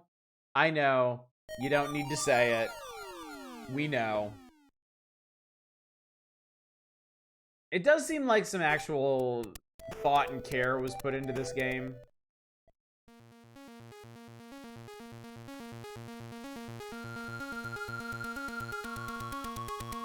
Make your move. The golden turd, as it were. Or, you know, don't. Whatever, man. Feel free to just fuck off. Let's clear this one. It's embarrassing. Yep, let's start with Pagero. Johnny Douchebag. Oh, they just copied the chart from the game. Pow 4, armor 5, agility 4.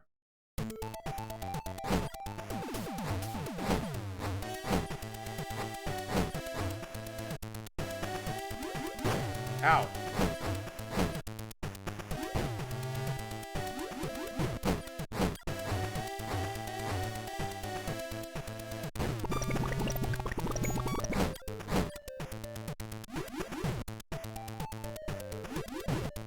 So I can get my gloves to flash, but I don't know how to actually, like, use them.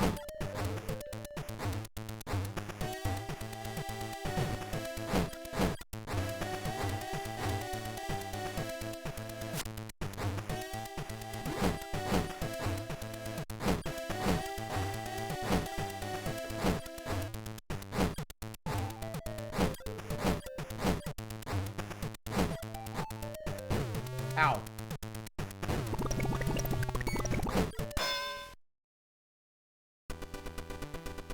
Take a break.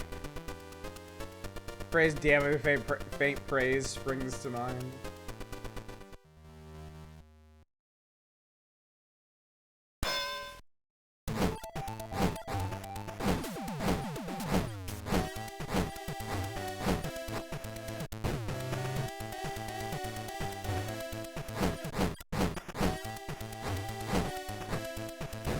Nope, not that.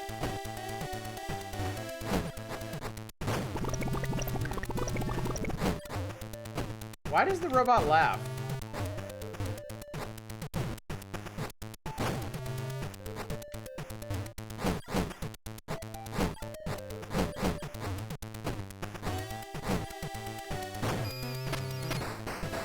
Whoa, whoa, whoa, whoa, whoa, whoa.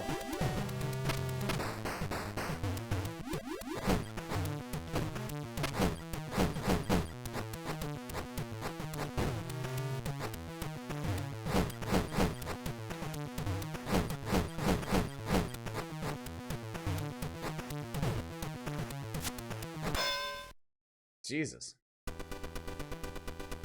Take a break. He looks like a fish.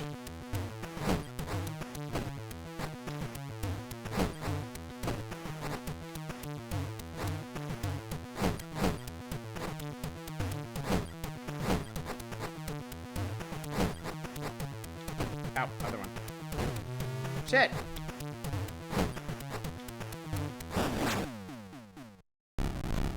Oh god, they explode.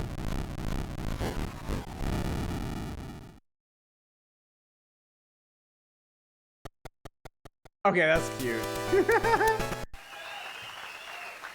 Magic pixel, chat. Won by the magic pixel.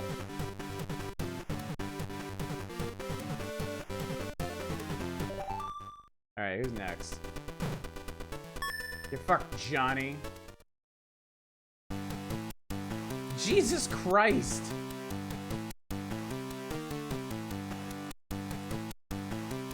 Piloted by Rick. This is horrifying! Ow. Wait, how do you dodge that? You like...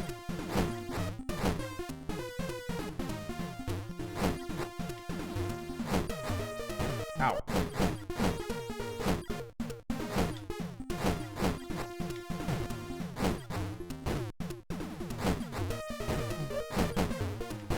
Bro. Bro! That comes out so fast.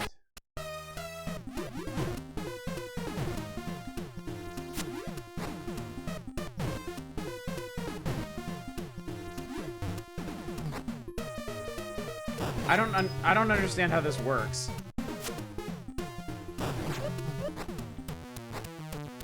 I don't understand how you hit him.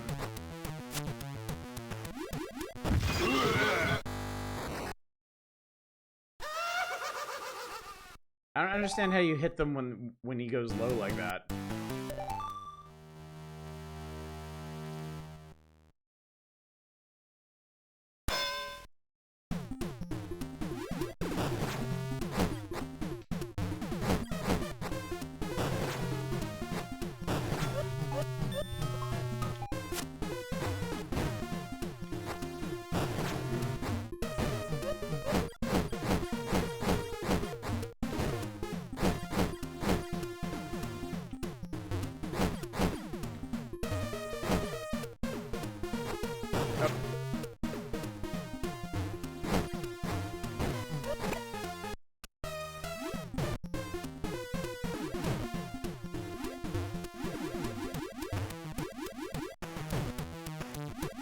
Okay. Okay.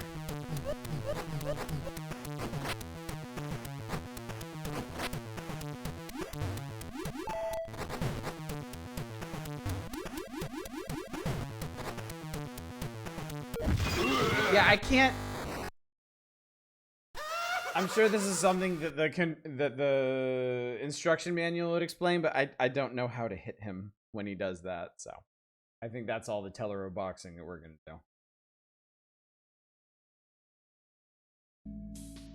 But yeah, I've tried pretty much every combination of moves and hits that I could do, and I can't figure it out. Such is life, chat. I only have so much brain capacity. I can't afford to spend much more on the Virtual Boy. There's so much more we could do with our lives. Like play Mario Clash again, if we have to, I guess. In the beginning of Mario's career, he hucked Koopa shells at ornery critters for a living. Now picture that scene in blazing red 3D with Mario pitching shells in your face. The more things change, the more they clash. Toss your Koopas. Mario Clash debuts on Virtual Boy this September. That's when players will get their first shock. Clash may look like the original Mario Brothers arcade game, but plays like a frantic round of bombardment. Stage features an army of Koopas and other foes marching relentlessly across platforms and through pipes. Mario's mission is to knock them off from the front, back, or side. We have to think and act in 3 dimensions, a little bit like life itself. Okay. I think whoever they tasked to write this feature is just starting to break down in the text. Like, they're getting wistful and self-reflective. Like, what am I doing with my life here? We played this for a while. Feels more like a tech demo than anything. Feels like they wanted an easy way to show off what the Virtual Boy could do, so they just repurposed original Mario Brothers for it. And I mean, it's fine, but I mean, who really wants to sit down and put a bunch of time into original Mario Brothers in late 1995? 3D or not, you're still basically getting OG Mario Brothers.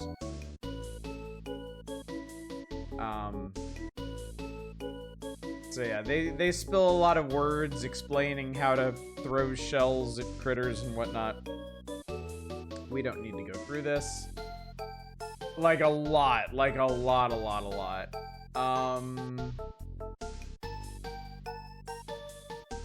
The levels themselves are basically the same. Just with some different backgrounds and stuff. Fury, thank you so much for subscribing for 45 months, dude. Very much appreciated. Apparently, if you make it to stage 8, everything's icy. And you slip and slide everywhere. And then level 10, they introduce a new enemy. There are 99 levels in this game. Well, I guess you can put as many levels in it as you want if every level is technically the same, just with different enemies.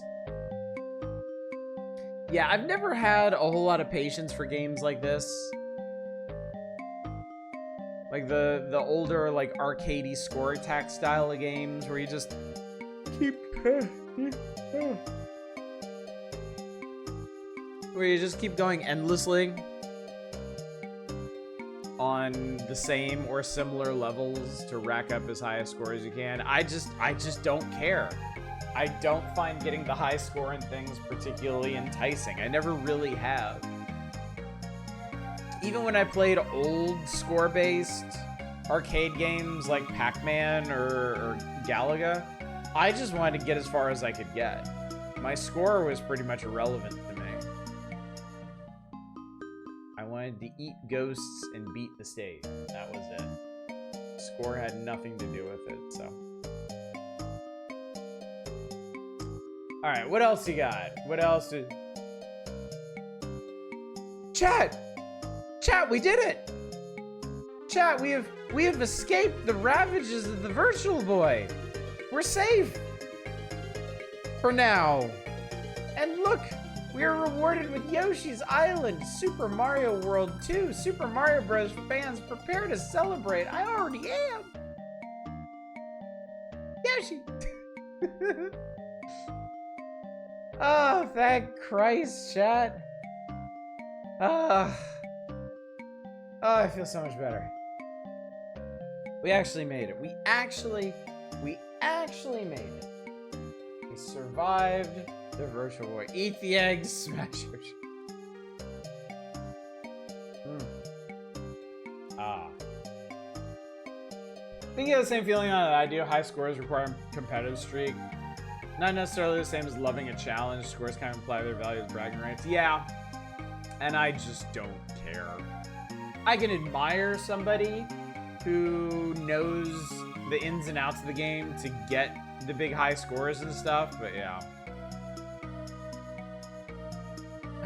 Alright, Mr. Miyamoto and the EAD team have worked their magic once again just in time for the 10th anniversary of the original Super Mario Brothers. Huh, okay. For the NES, for the NES. They've created an all-new adventure for Mario and Yoshi that breaks new ground in more ways than one. It's not only the most technologically advanced Super Mario game ever, it used the Super FX2 chip to create amazing scaling effects, the most gigantic enemies you've ever seen. It's a treat to behold with a bright, lively style of animation and more than 60 levels. Over 60 levels, some of which you, a child, will likely not unlock. This game is kind of a ball buster. 16 meg work in progress has more action packed in that you can shake a plunger at.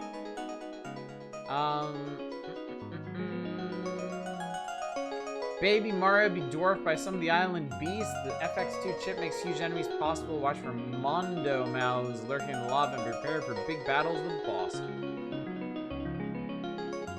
I will always have a soft spot for Yoshi's Island for a lot of reasons. It is one of, if not my favorite Mario game.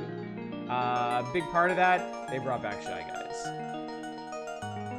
And I gotta wonder if Shy Guys would have become a prominent part of the Mario pantheon if Yoshi's Island hadn't helped pave the way for their return.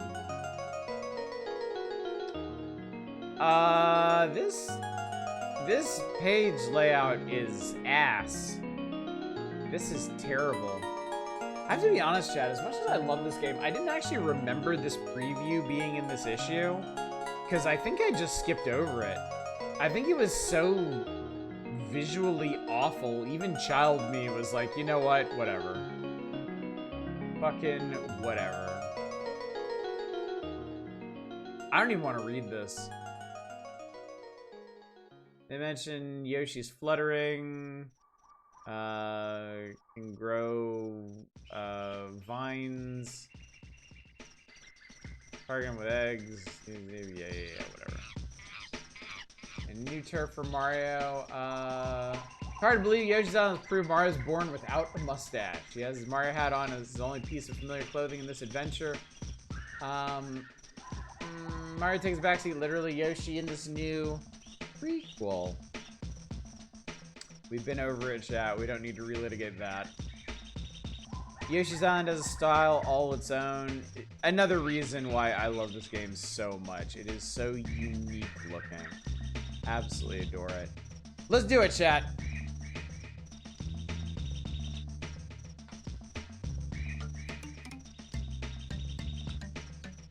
I love this game.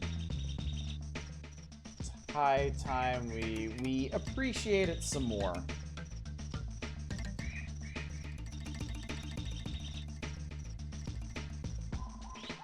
Let's see, where would this be? Outlander. Yep, here we go. Alrighty.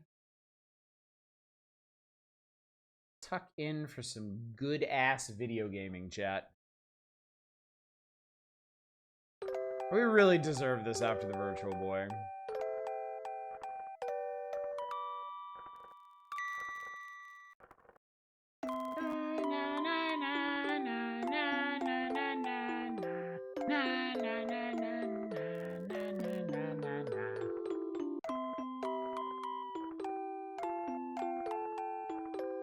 We talk about games being charming, but Jesus, I mean, I'm really not sure there's a more charming game than this.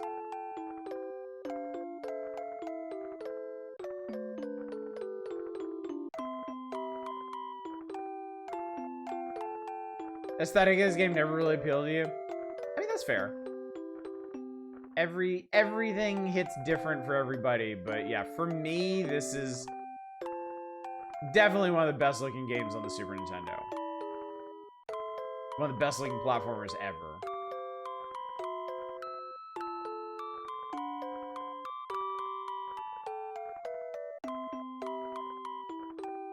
Actually inspired me when I was learning to program long ago, and I made my own knockoff version of Tetris for practice. I did the graphics in a hand-drawn crayon style. And I did the thing where I drew like 3 or 4 versions of each one to cycle through.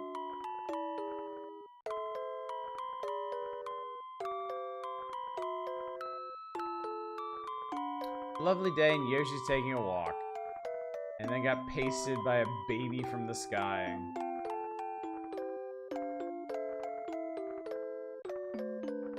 Baby seems fine. This is very fortunate. Otherwise, he would have pancaked. Something else fell with the baby. New music is a lullaby quality? Yeah. This game really is the total package. Fantastic graphics, amazing soundtrack, excellent sound design, really neat mechanics. A pretty even-handed challenge, too. Like, if you just want to get through the game, it's tough. Like, it is up there with some of the harder Marios, but you can get through it. And then if you want to go in on 100% completion and unlocking the extra levels, you have to bust your ass to do that. Downside, baby. I know that is the big complaint a lot of people have about this game. They can't stand Baby Mario's crying when they get hit. To all those people, I say, skill issue. Don't get hit.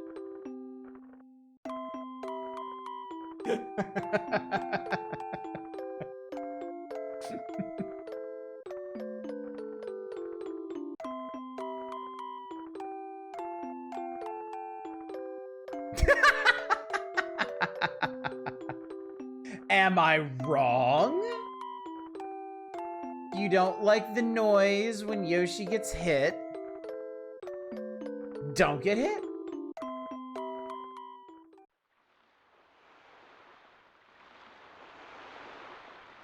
Look at this, it's so cute. I love it. My God, I love it.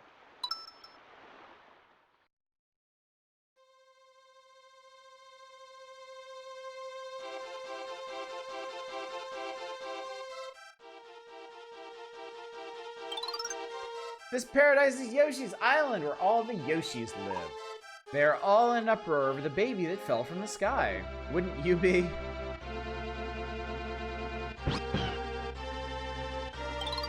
Wait, the baby seems to know where he wants to go.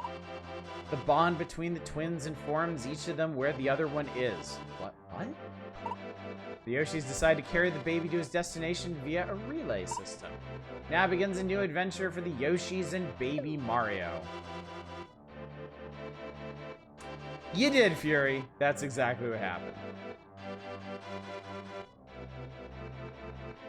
Hop, hop. Welcome to Yoshi's Island. This is not an actual stage. Baby Mario falls off Yoshi's back. The countdown timer will begin. When it reaches 0, Kamex Toadies will kidnap Baby Mario. The more stars you collect, the safer you are. Countdown timer will slowly count back up to 10. Complete a stage by passing Baby Mario and the next Yoshi.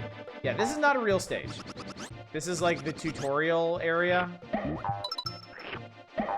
You can actually never return here, but at the same time, there's nothing here that you can permanently miss.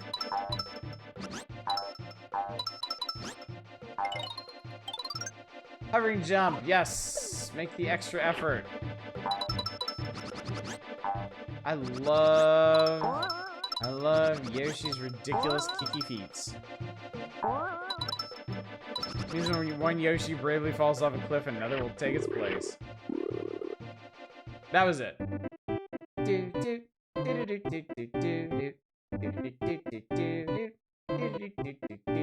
If you've never played this game before, you've never seen it before,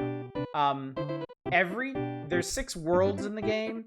Every time you beat a world, it adds a new layer to the map song. So by the end, it's this big, like grand orchestral thing. It's super cool.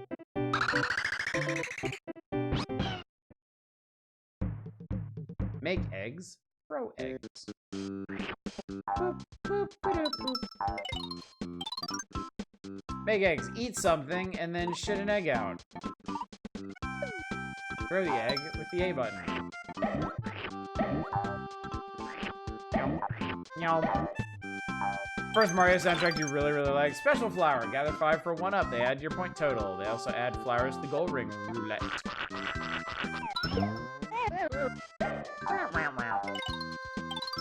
Throwing eggs. Press A once and the aiming cursor will begin to move. Press A again to throw the egg. When you find question things, hit it with an egg. Cool stuff will happen.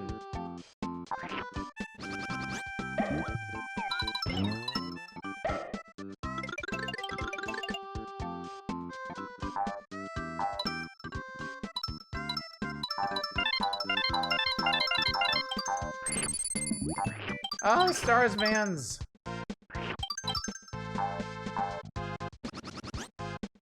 To 100% a level, you need to find the 5 flowers, 20 red coins, and you need to end the level with your countdown timer at 30. Chomp Rock is a useful object. Push and hold, roll bowling over your enemies. If it gets stuck, stand on one edge and it'll start rolling.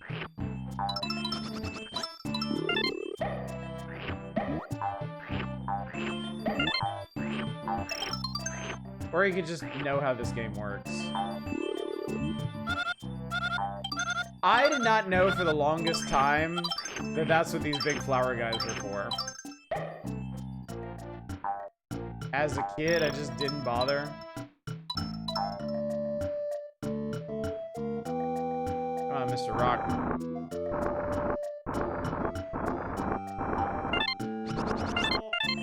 Alright, yeah.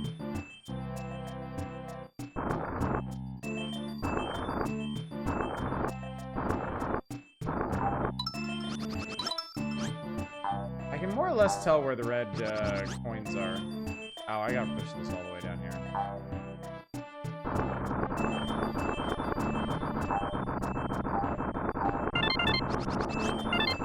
There we go. We're watching trade-on plays for a little pretty difficult fiddly for a Mario game. I wouldn't say fiddly. Like, the controls for this game are really, really good. The thing is, it expects you to get good at it. Like, this is definitely one of the more challenging Mario games.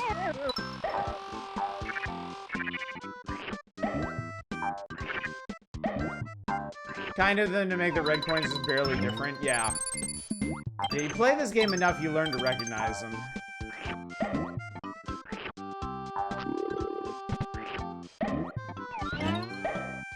Seed.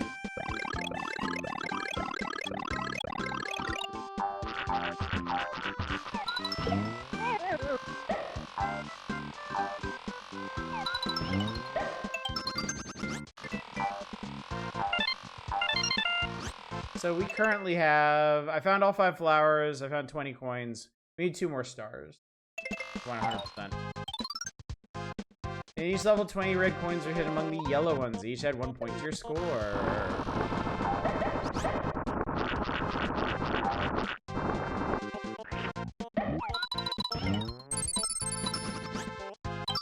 There we go.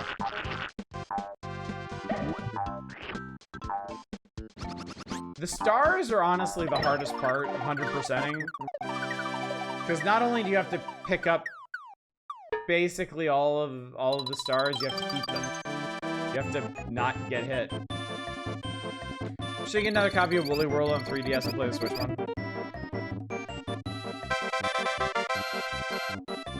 Not the biggest fan of collectathons.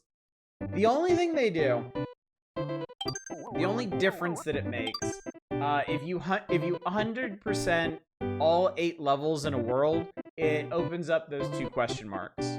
One is a bonus level, and one is like a bonus game that you can play anytime if you want extra items and stuff. Watch out below. Oh yeah, this is a cool level. I like that they got out right at the front of this game with all the cool stuff they wanted to add. Some of the bonus levels were mean. Yeah. Some of them are absolutely brutal. Yo, boy.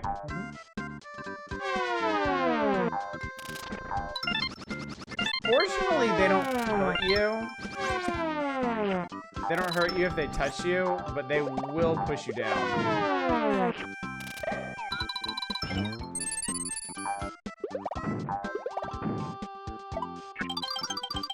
This is the middle ring for this level. You may continue from here. Do you remember? Yeah, I remember making egg. Thanks.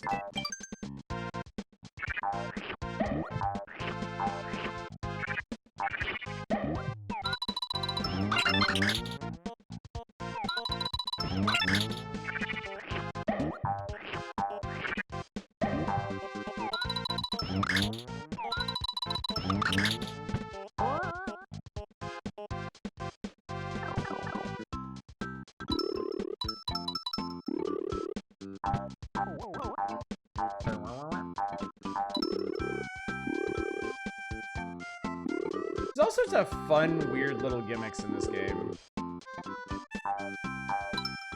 The different eggy blocks doing different things depending on their colors. Aha! I know what we're doing here.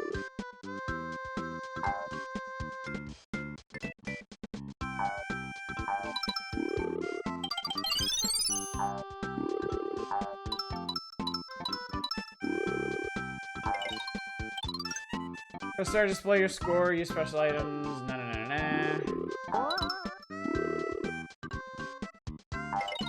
Okay. You can morph into a helicopter by touching the helicopter bubble. Touch the Yoshi block in time and Baby Mario will be warped to Yoshi.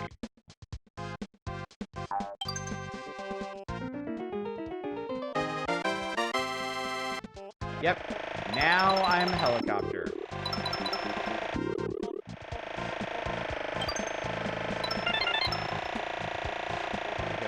Why the hell not?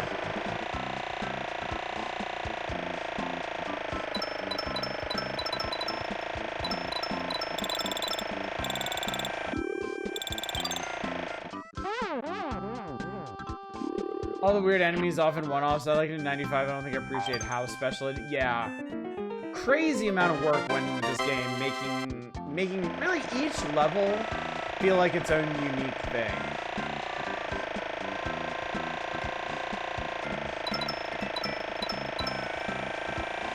And it really does too. Like every level in this game feels like it is its own magical creation. Okay. There's one more thing I need to get on the way.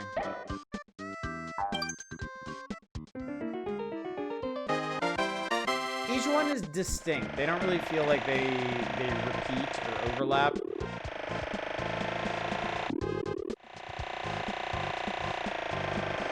Really appreciate that.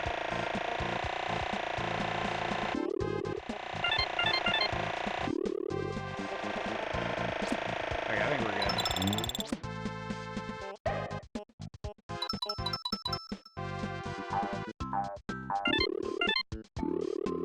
Where are we at? 3 more coins, 1 more flower.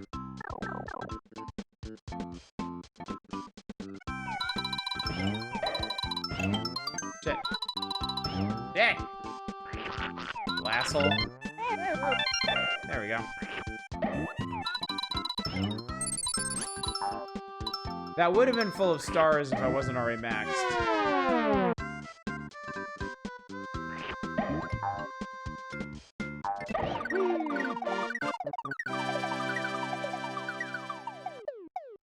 Hey!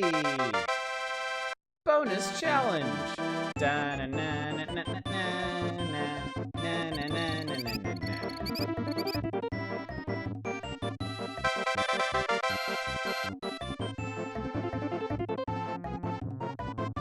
Love that little tune. Scratch and match. Scratch 3 boxes. Uncover Mario's game 1-up. Scratch on. Oh boy, scratch cards. Center. A winner is you. Womp womp. Is it illegal to let a baby gamble? Yeah, but nobody's really enforcing the laws on Yoshi Island.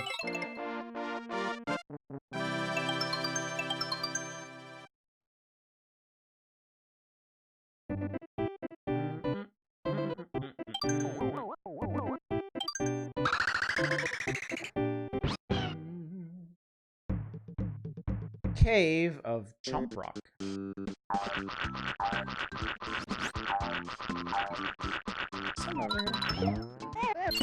Yes! There are... Oh shit, no! I can't get it now! Fuck. But yeah, there are secret question bubbles to be found around. Whereas Yoshi goes gambling, then Yoshi commits tax fraud. Ah, I didn't mean that.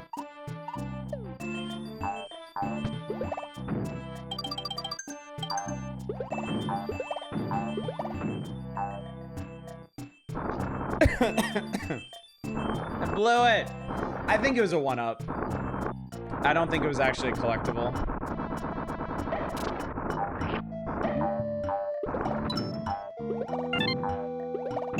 Oh yeah, red coins can be hidden inside of posts that you ground pound.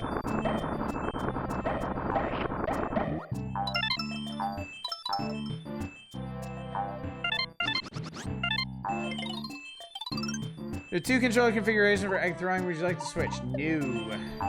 I grew up with this shit.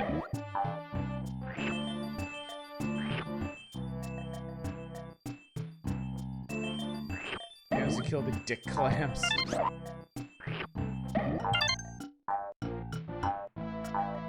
dick clams.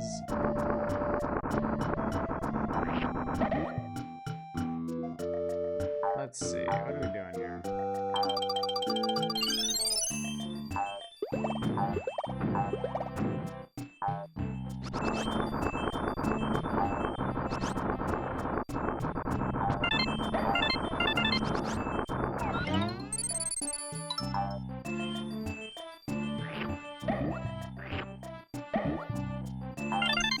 Little muncher dudes are another enemy that came back from Mario 3 that I was glad to see.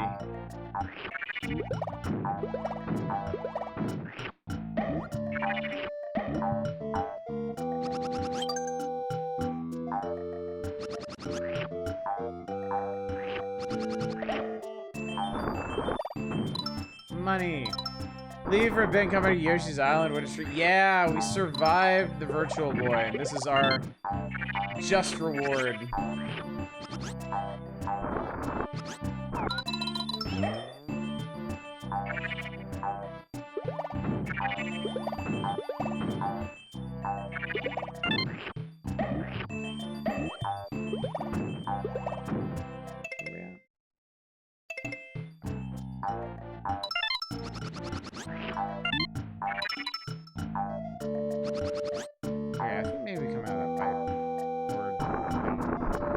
Anyway, with this key, I can unlock this door.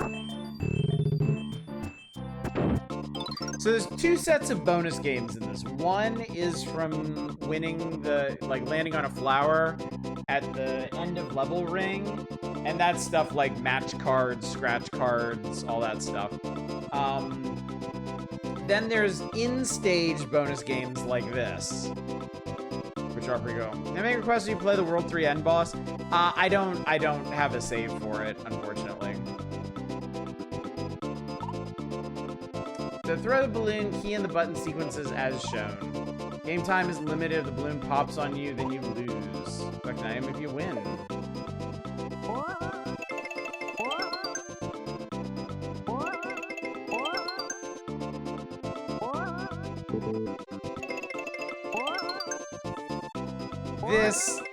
This particular mini game gets surprisingly panic-inducing.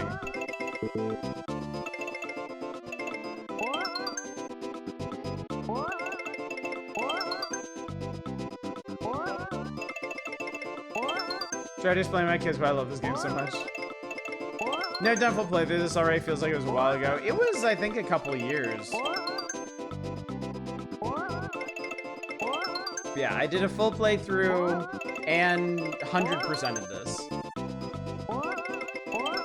Bonus levels and all. Aww. I love the background too. It's the reason we love Yoshi so much. Me too. Me too. I mean, I liked Yoshi in Super Mario World, certainly. But Yoshi wasn't like a huge deal to me until this game.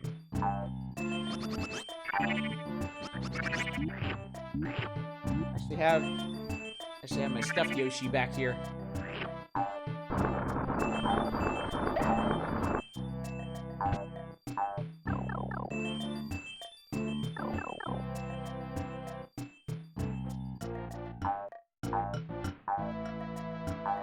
Can't remember Yoshi's story on N64. Me neither.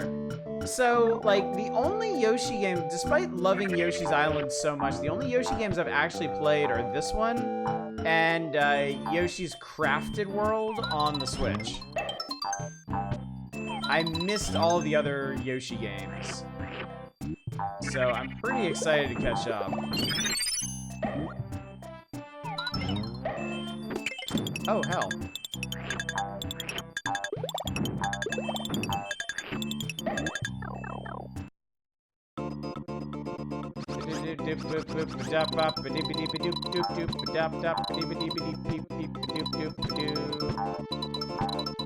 Also, another thing that I low-key love about this game that I don't see mentioned much, there's no UI. It's one of the rare Mario games that has, like, no UI whatsoever, and I think that's really cool.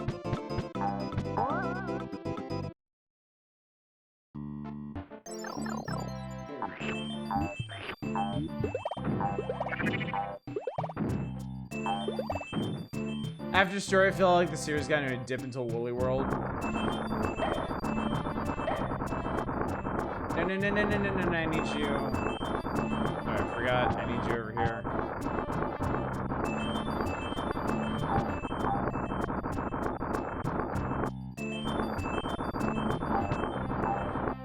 There we go. There we go. Pew, pew, pew. Look at this background! Look how precious it is. There were weird one-off games. DS wasn't bad sequels, sort of just more of the same. Same with New Island.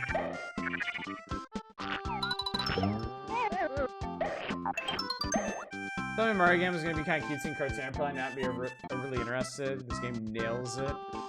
It really does, yeah.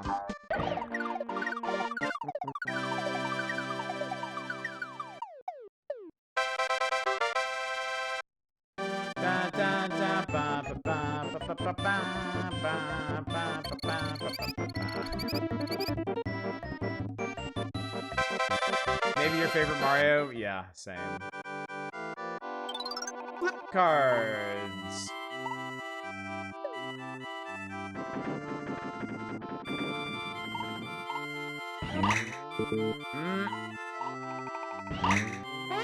Womp womp. I get shit on. I get nothing.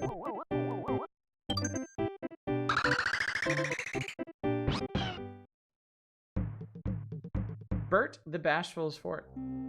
MS3 Xer, thank you so much. Really appreciate it. Good to see you out tonight.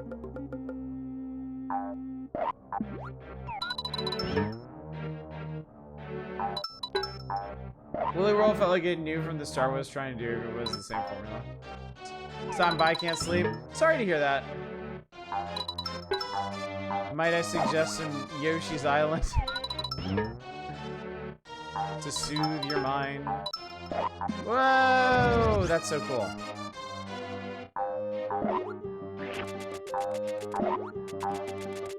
And I love the little details, like the little ghost shy guys being the mechanism that makes these things go around.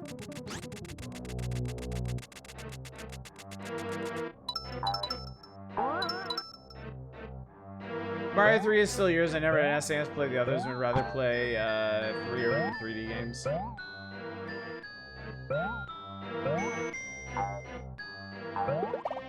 Oh no!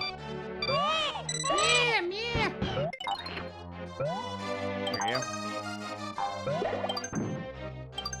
3 is a good choice, yeah. I think so. This was probably my favorite. I think Galaxy is my second favorite.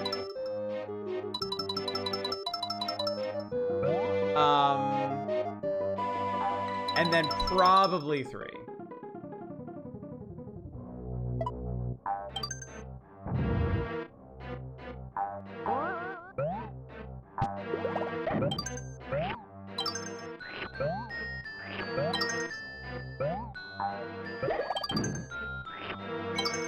Just really start playing Galaxy. I'm like I said, I love Galaxy.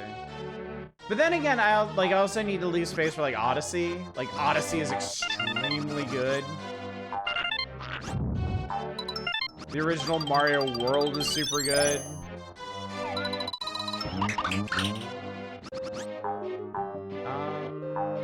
hope there wasn't anything important up there. there. I think there was. Oh, that's where you can go in. Okay.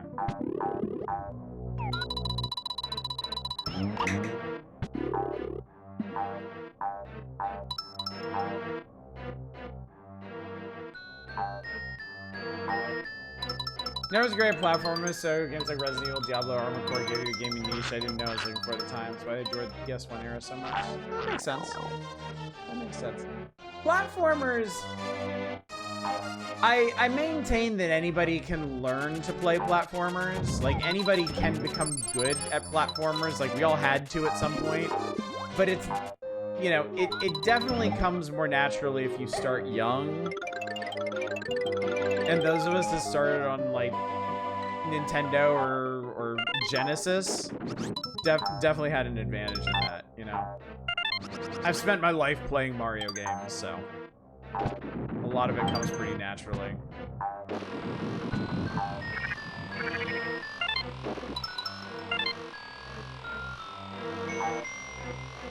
No shit.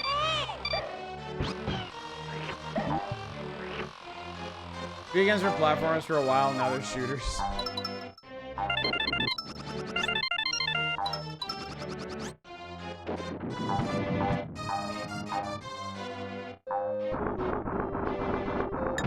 Fuck that vase in particular. Look at this big chungus. Get the hell out of my way.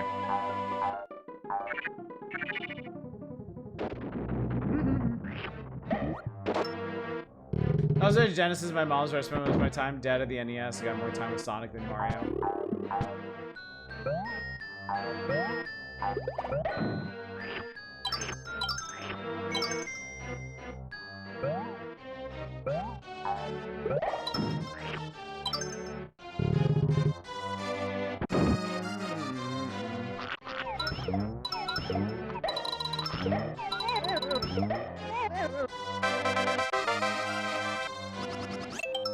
Threatened to use a baby Mario crying sound as an alarm for my kids as they need help getting up from school. That's just cruel.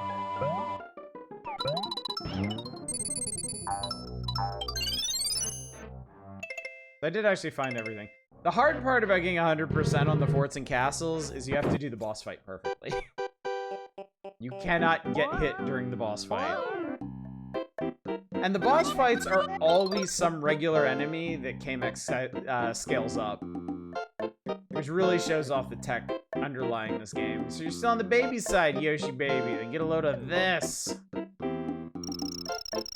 This is mean-spirited, cruel as the Sonic drowning theme. What's up, Grandfather?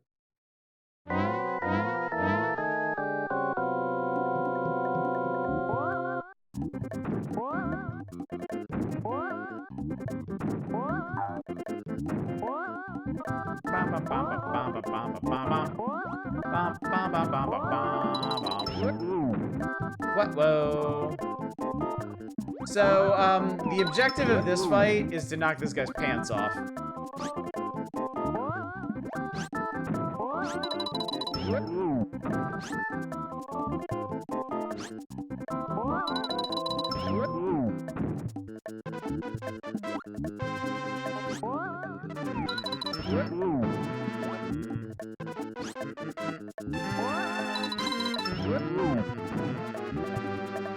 There they go, chat.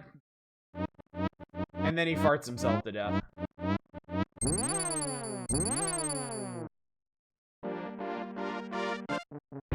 Yay! Banned from Twitch.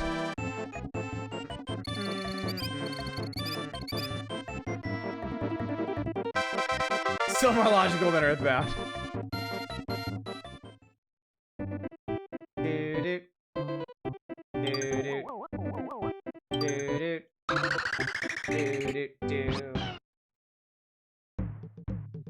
Hop, hop, donut lifts.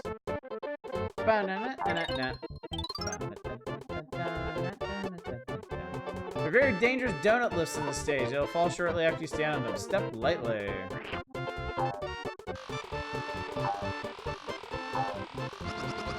You can probably imagine the auto-scrolling levels in this game are particularly stressful for getting 100%. Shit.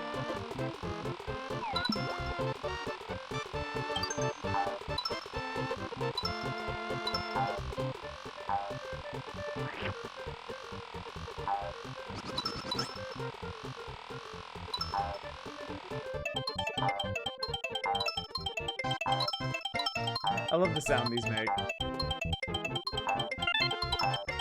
I love everything about this game, chat. I just love it to death. Auto-scrollers would stop you from getting 100% in this game. Yep. They are a big-ass fan. There is one in the final world that's in a cave. The very, very long cave. And holy shit, I had to do that one so many times. It was agony. I finally got it. After like a dozen tries. I think that was the hardest. I think that was the hardest. No, that was the second hardest stage of the entire game to get 100% on. The hardest was the World 5 bonus level.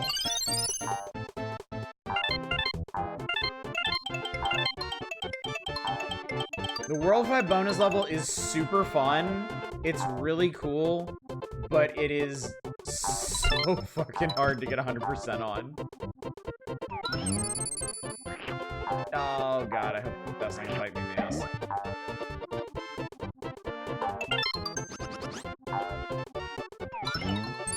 Nope, it's not. His level selecting music in this game is amazing. Everything in this game is amazing. Yeah, I love the progression as you beat worlds.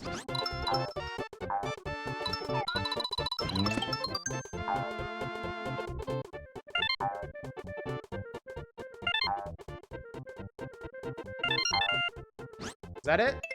That was it? I got him. I got him, chat.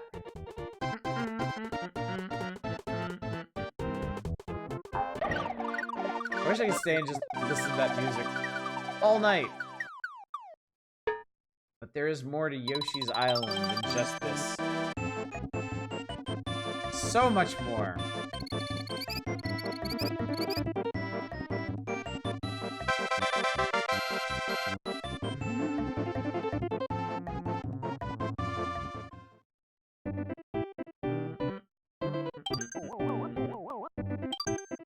This one's about Shy Guys on stilts. Why not? Remember you had to sacrifice Yoshi in Super Mario World to get a secret exit? Yup. Yes, I do. There is another much harder way to do it that doesn't require sacrificing Yoshi. And that's how I used to do it.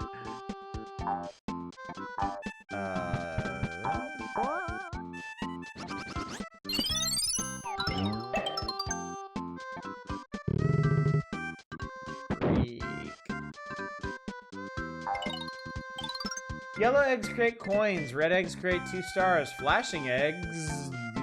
What? Hit an enemy to receive these prizes.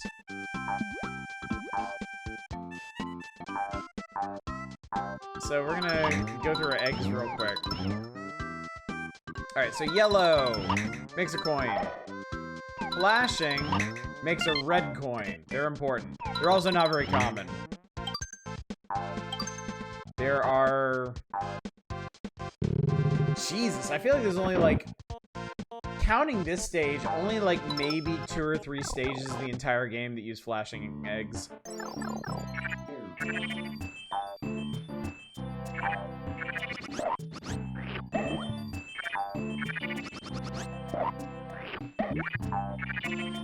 They always made me nervous because obviously if you're not thinking about it, you use a flashing egg to like shoot something over a pit, you're not getting that coin.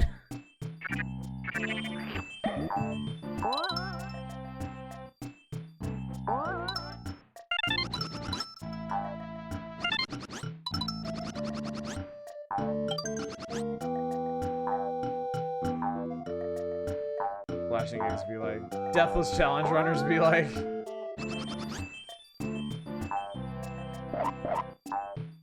Pop, pop.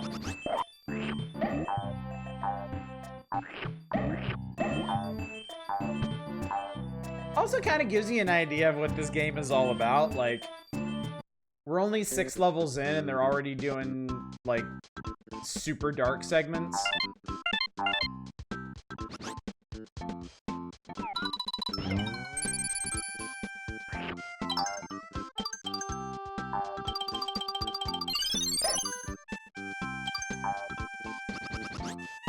Let's see here.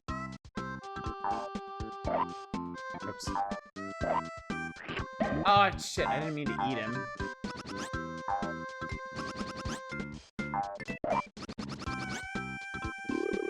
Damn it.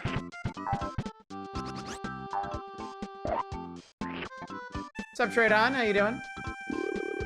No, come on. Get in the basket. There we go. I really just needed 1 star out of that.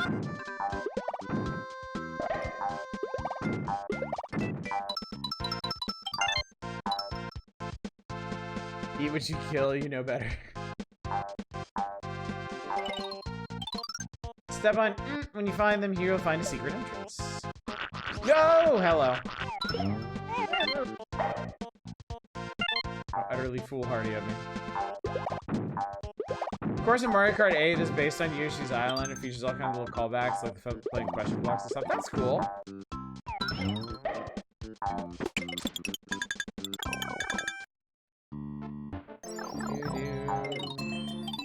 Morph into the mole tank here. Dig like mad to find 2 red coins. You don't want to miss them either. Sometimes these morph bubbles only work once. If they're necessary to get through the level, they'll respawn. If they're not, they won't. And this is a bonusy one, so. But I got the 2 red coins, so we're good.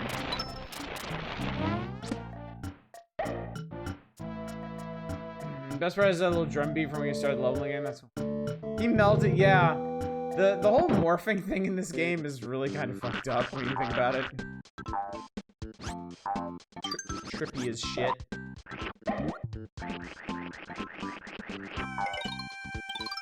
Pound, yeah. Oh yeah. They're teaching about the ground pound here, because you can pop these guys right out of their shoes.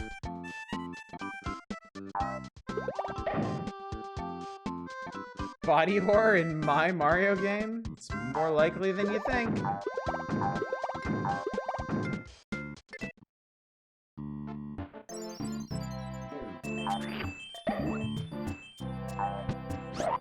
Super cute little detail. The bats in this game leave little dotted line trails as they fly, and I love that.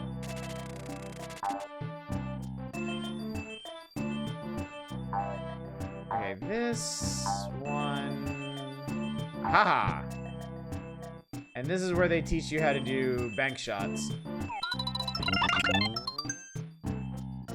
Yoshi, Island, make a decision. There's no method too taboo.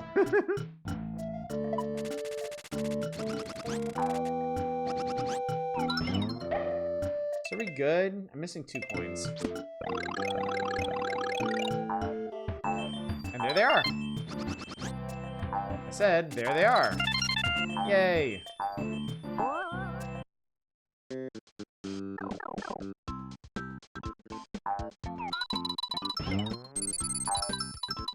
That was an excellent game. You kind of need to take breaks after you get a little bit in, otherwise super draining because of how demanding the levels start to get. That's true.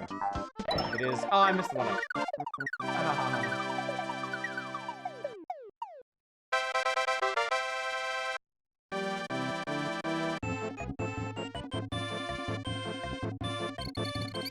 I think as a kid, I would usually do like a world at a time.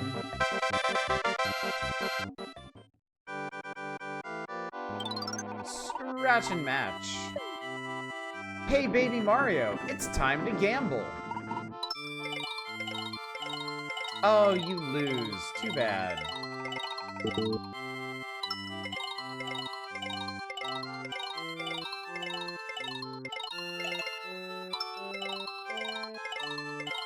Boo! Boo, I say. Don't patronize me with your fanfare.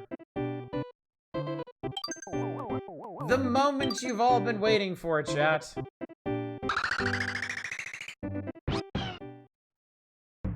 touch Fuzzy, I get dizzy.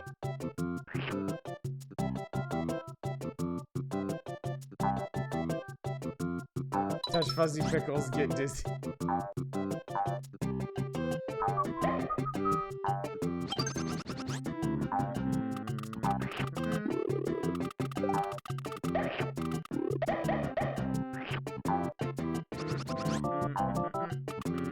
Oh, watermelons. Watermelons in the game are so much fun.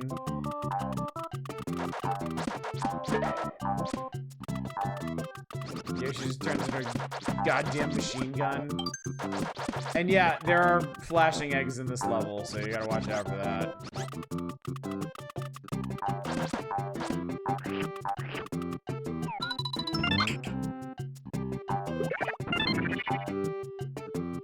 Nintendo, sell me the fuzzy themed weed.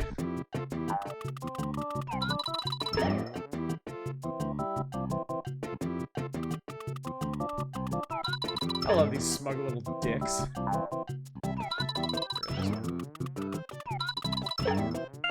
Getting red coins.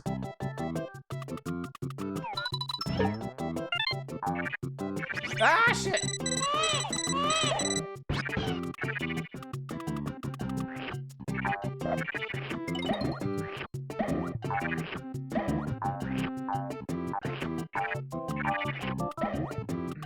Now let's see here.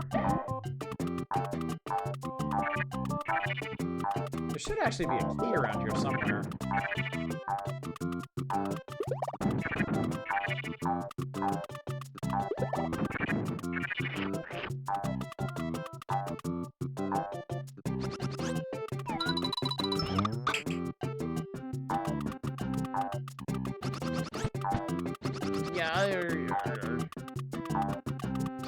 I also appreciate how this game does not time you. Same, yeah.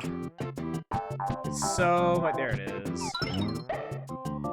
Yeah, it's so nice not having a timer and just being able to enjoy the level at your own pace. Gather coins! Grab more coins than the enemy before time reaches 0.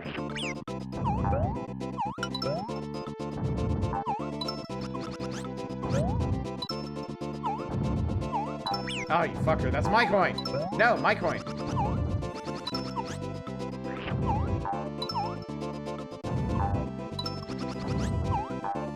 Damn it.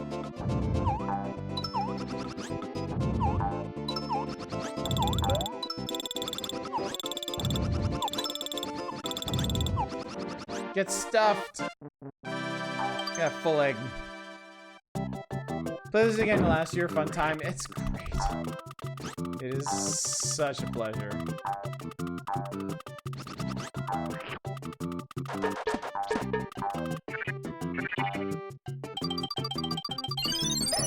All right.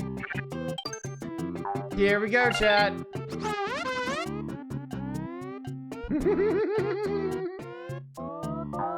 Ah!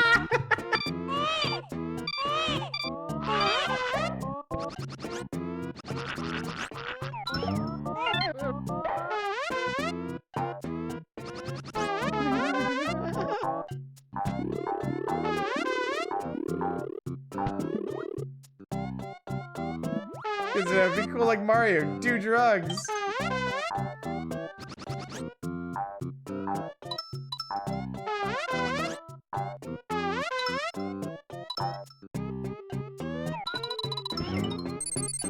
Oh God.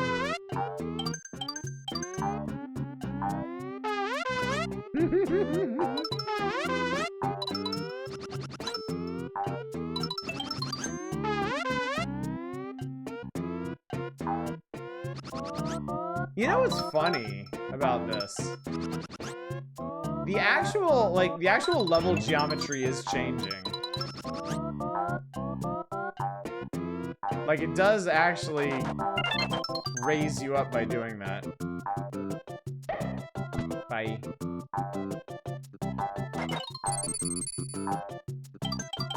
Okay. I tripped like this once.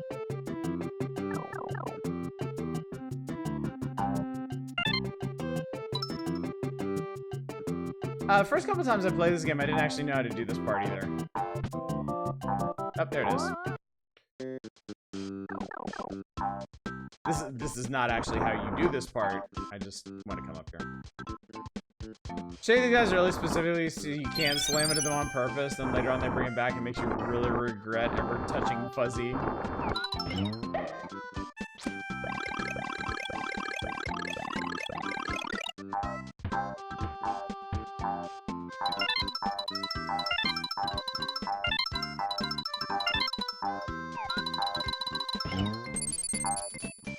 Yay!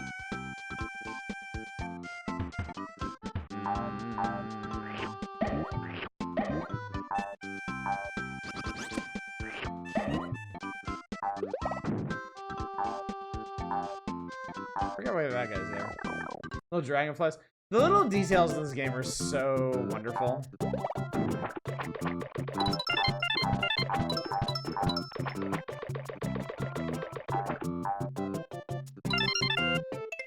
Hey, I did it.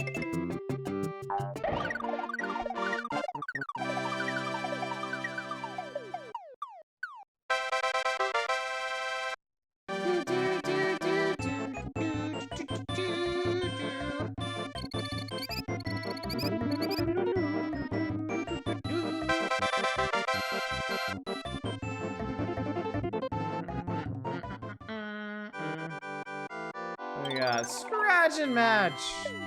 Probably gonna be the bonus game for this area.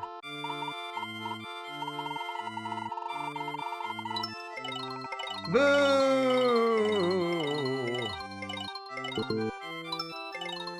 Boo!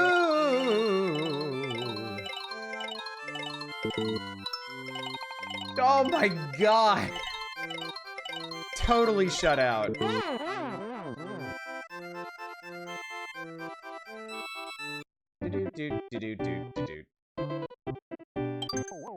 Alrighty. Salvo the Slime's castle. I love this castle theme. This is seriously one of my favorite castle themes of all time.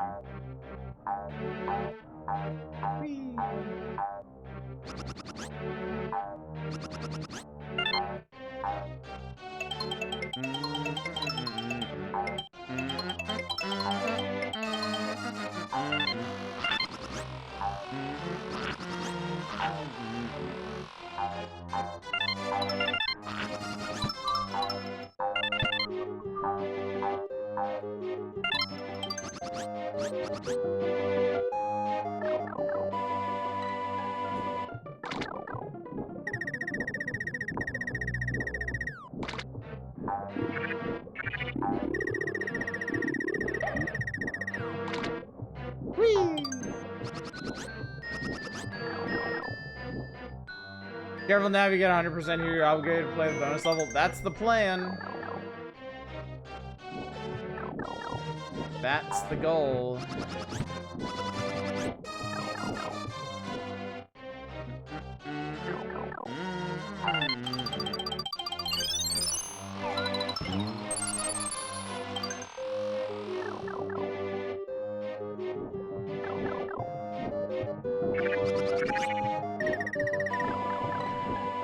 The first world is perfectly reasonable for getting 100% and everything.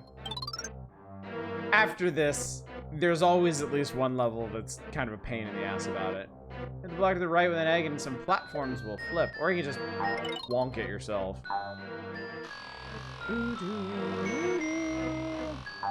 Bang at that.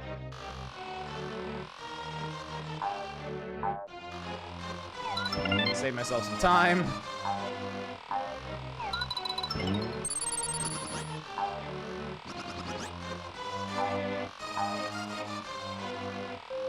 How many Mario games are the lava pits just doing nothing?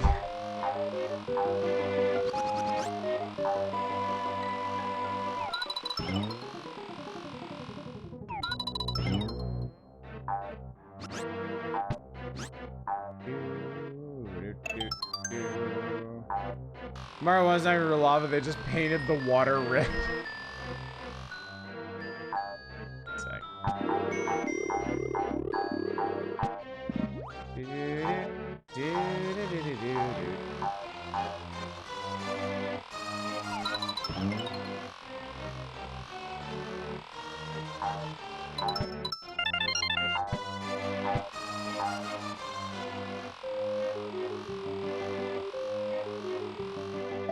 Actually, I didn't save myself any time. I had to get up here anyway.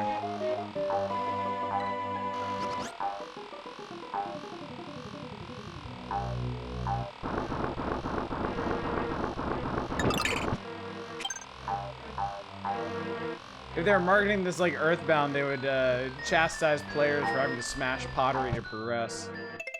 Oh shit, I got everything, chat. How you like them apples?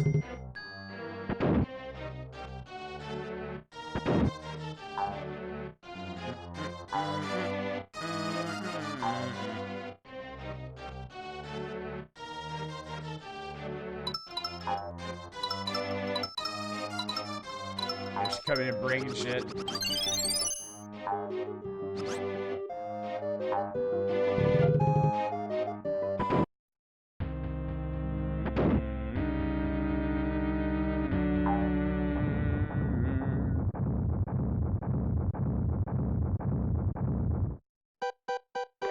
He's so cute!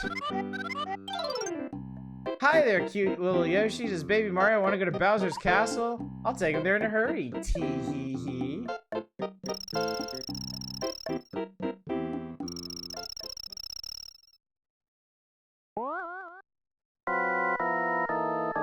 Whoa-ohs. I also really like that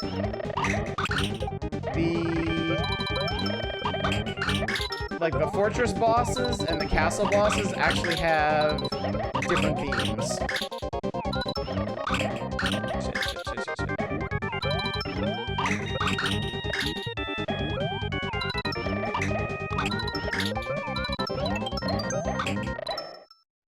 Got him.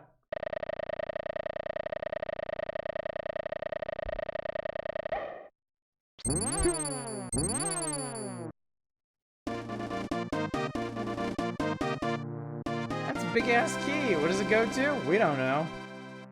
That, I guess.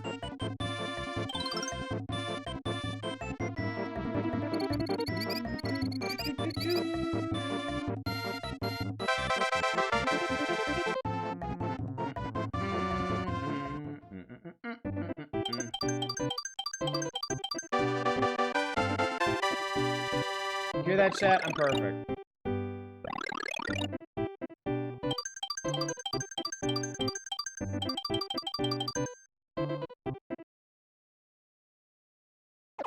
And I love this. I love that Yoshi actually, like, wanders around the map and blows shit up. This is Yoshi Land, motherfucker. So now we got little bongos in the back. Alright, but let's go back. Let's see, what's the... I'm assuming the bonus for this one is the scratch cards. Because that's mostly what we got. No, it's flip cards.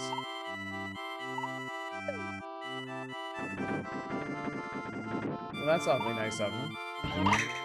Except I still suck at it. Oh god, I really suck at it. Okay, that's something. Fuck me. You two ago, my kids got me a pair of slippers looking for the Piranha Plant from Mario. They were worried I wasn't gonna like it, so then I proceeded to explain to them in detail the end boss battle for World 3 in this game. Alright. World 1 extra level. Poochie ain't stupid.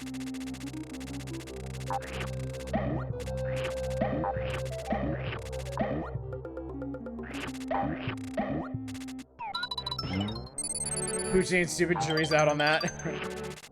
He's radical. It's an auto-scroller!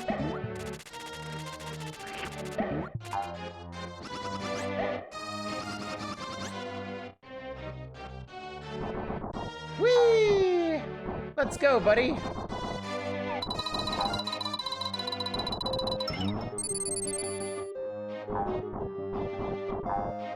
Everybody loves Poochie, the radical dog.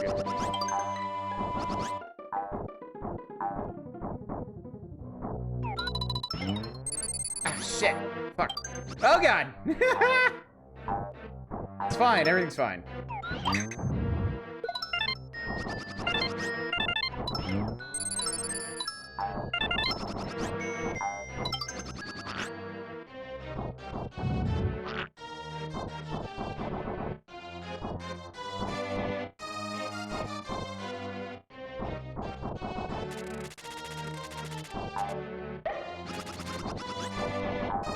Whoa there, champ.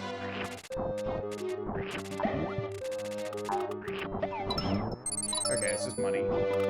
'Tis only money. Shit. Okay, there we go. Yes, good.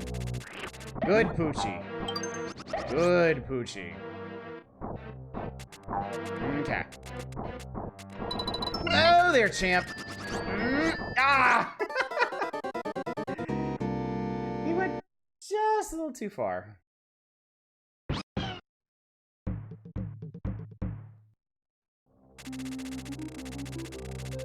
We promise, chat, he's really not stupid. That's it, the run is ruined!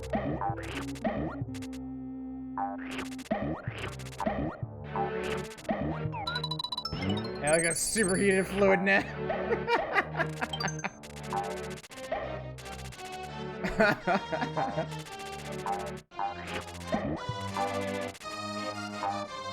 Yoshi ain't stupid. Yoshi, we'll see.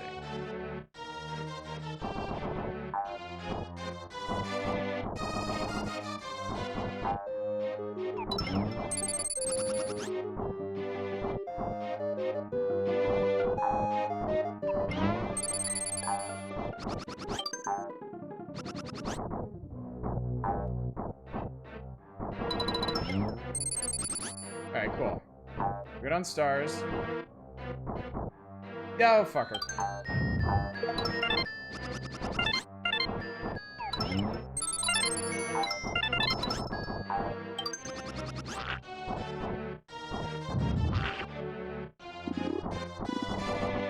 Oh, buddy. Yoshi's Island is your favorite island. It's great, isn't it? I think for a lot of us, Yoshi's Island is our favorite Mario, like, period. Myself included.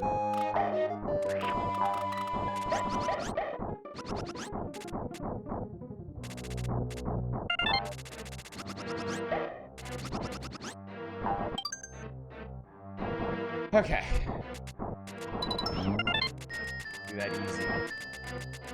Ah, shit. Oh, shit. Oh, shit, shit. I knew he was gonna do that, too. I waited too long. How high up the list is Super Mario Bros. 2 for you? Not very. I like Super Mario Bros. 2 a lot, but it's very different from the other ones. And it's one that I really need to be in the mood for. Like, I can play through this game anytime. Like, and it's just an absolute pleasure. Super Mario Bros. 2, I gotta be like, I want to play Super Mario Bros. 2 specifically. I have ballerina ex-girlfriend who plays every day after practice of performances. That's pretty cool, honestly. Displays excellent taste.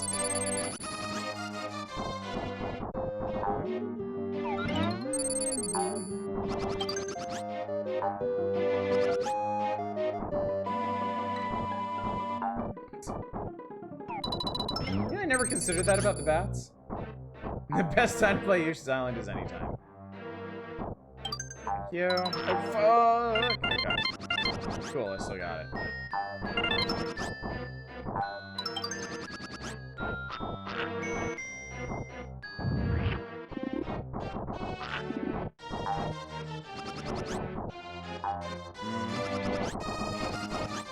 If we get too close to the edge of the screen, it becomes a problem. Be careful about that.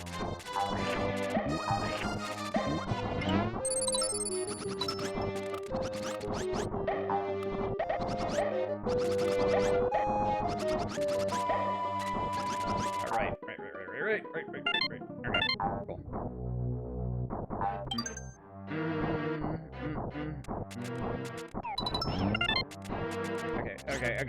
Okay, bud, let's go. Let's go. Ah, yes, good.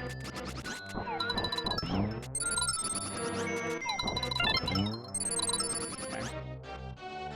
Good stuff. No, buddy. Oh, boy. Woo. No problem.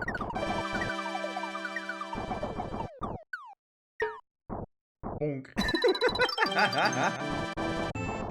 Rip Poochu, don't worry, he's completely indestructible. Hilariously indestructible.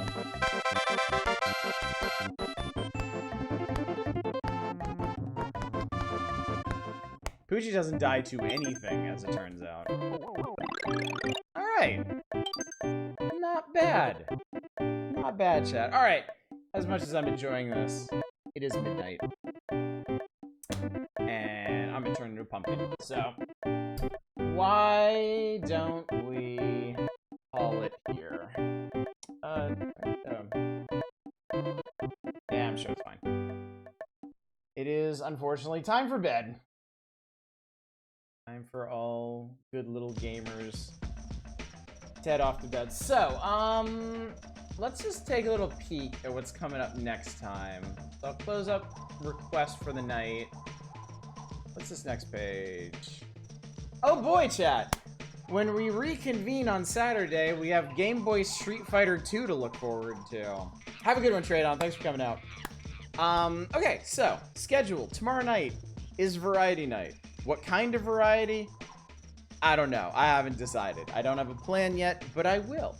I will. Sometime in the next 21 hours. Saturday, we'll be right back here. Volume 75, August 1995 in Nintendo Power. Maybe we'll play some Game Boy Street Fighter 2. Maybe we'll just scoot on to other stuff in the magazine. No stream on Sunday. I don't stream on Sunday. And then Monday, I will finish Earthbound. It will be the end of Earthbound to clear the deck for some other stuff on Tuesday and Wednesday. And if you're wondering about Wonder Project J, we'll start that a week from Monday. Because I really feel like slipping in some random stuff. We've been pretty dedicated on our full playthroughs lately. And I could use a little time to just kind of screw around a little bit. Will they finally get to Earth? Stay tuned! One way to find out. Anyway, go find somebody to raid. Let's go see who's up and about. Up and about and doing stuff. I would love to send you over to Bassy, but Bassy's playing Silk Song. And I know some of you want to avoid that for the time being, so I think we'll double up on our Dama raid. Send you back over there. They're playing Uncle Chop's Rocket Shop, which looks like a neat puzzle game. And I do like puzzle games. So we'll see what this is all about. Anyway, gang, thank you so much for coming out tonight. Thanks for joining me for a soul-easing night of the Power Hours. We're finally past that terrifying Virtual Boy feature. We came, we saw, our eyes are still intact. And hopefully we won't have to do any more Virtual Boy games for at least a couple weeks, but who knows? There might be some lurking in the back pages of this, or ready to pounce upon us in the next issue of Nintendo Power. Who knows? Well, I might, but I'm gonna play coy about it. Anyway, gang, thanks again for coming out. Hopefully I will see you tomorrow night for a variety of some kind. Until then, as always, y'all take care. Bye, everybody.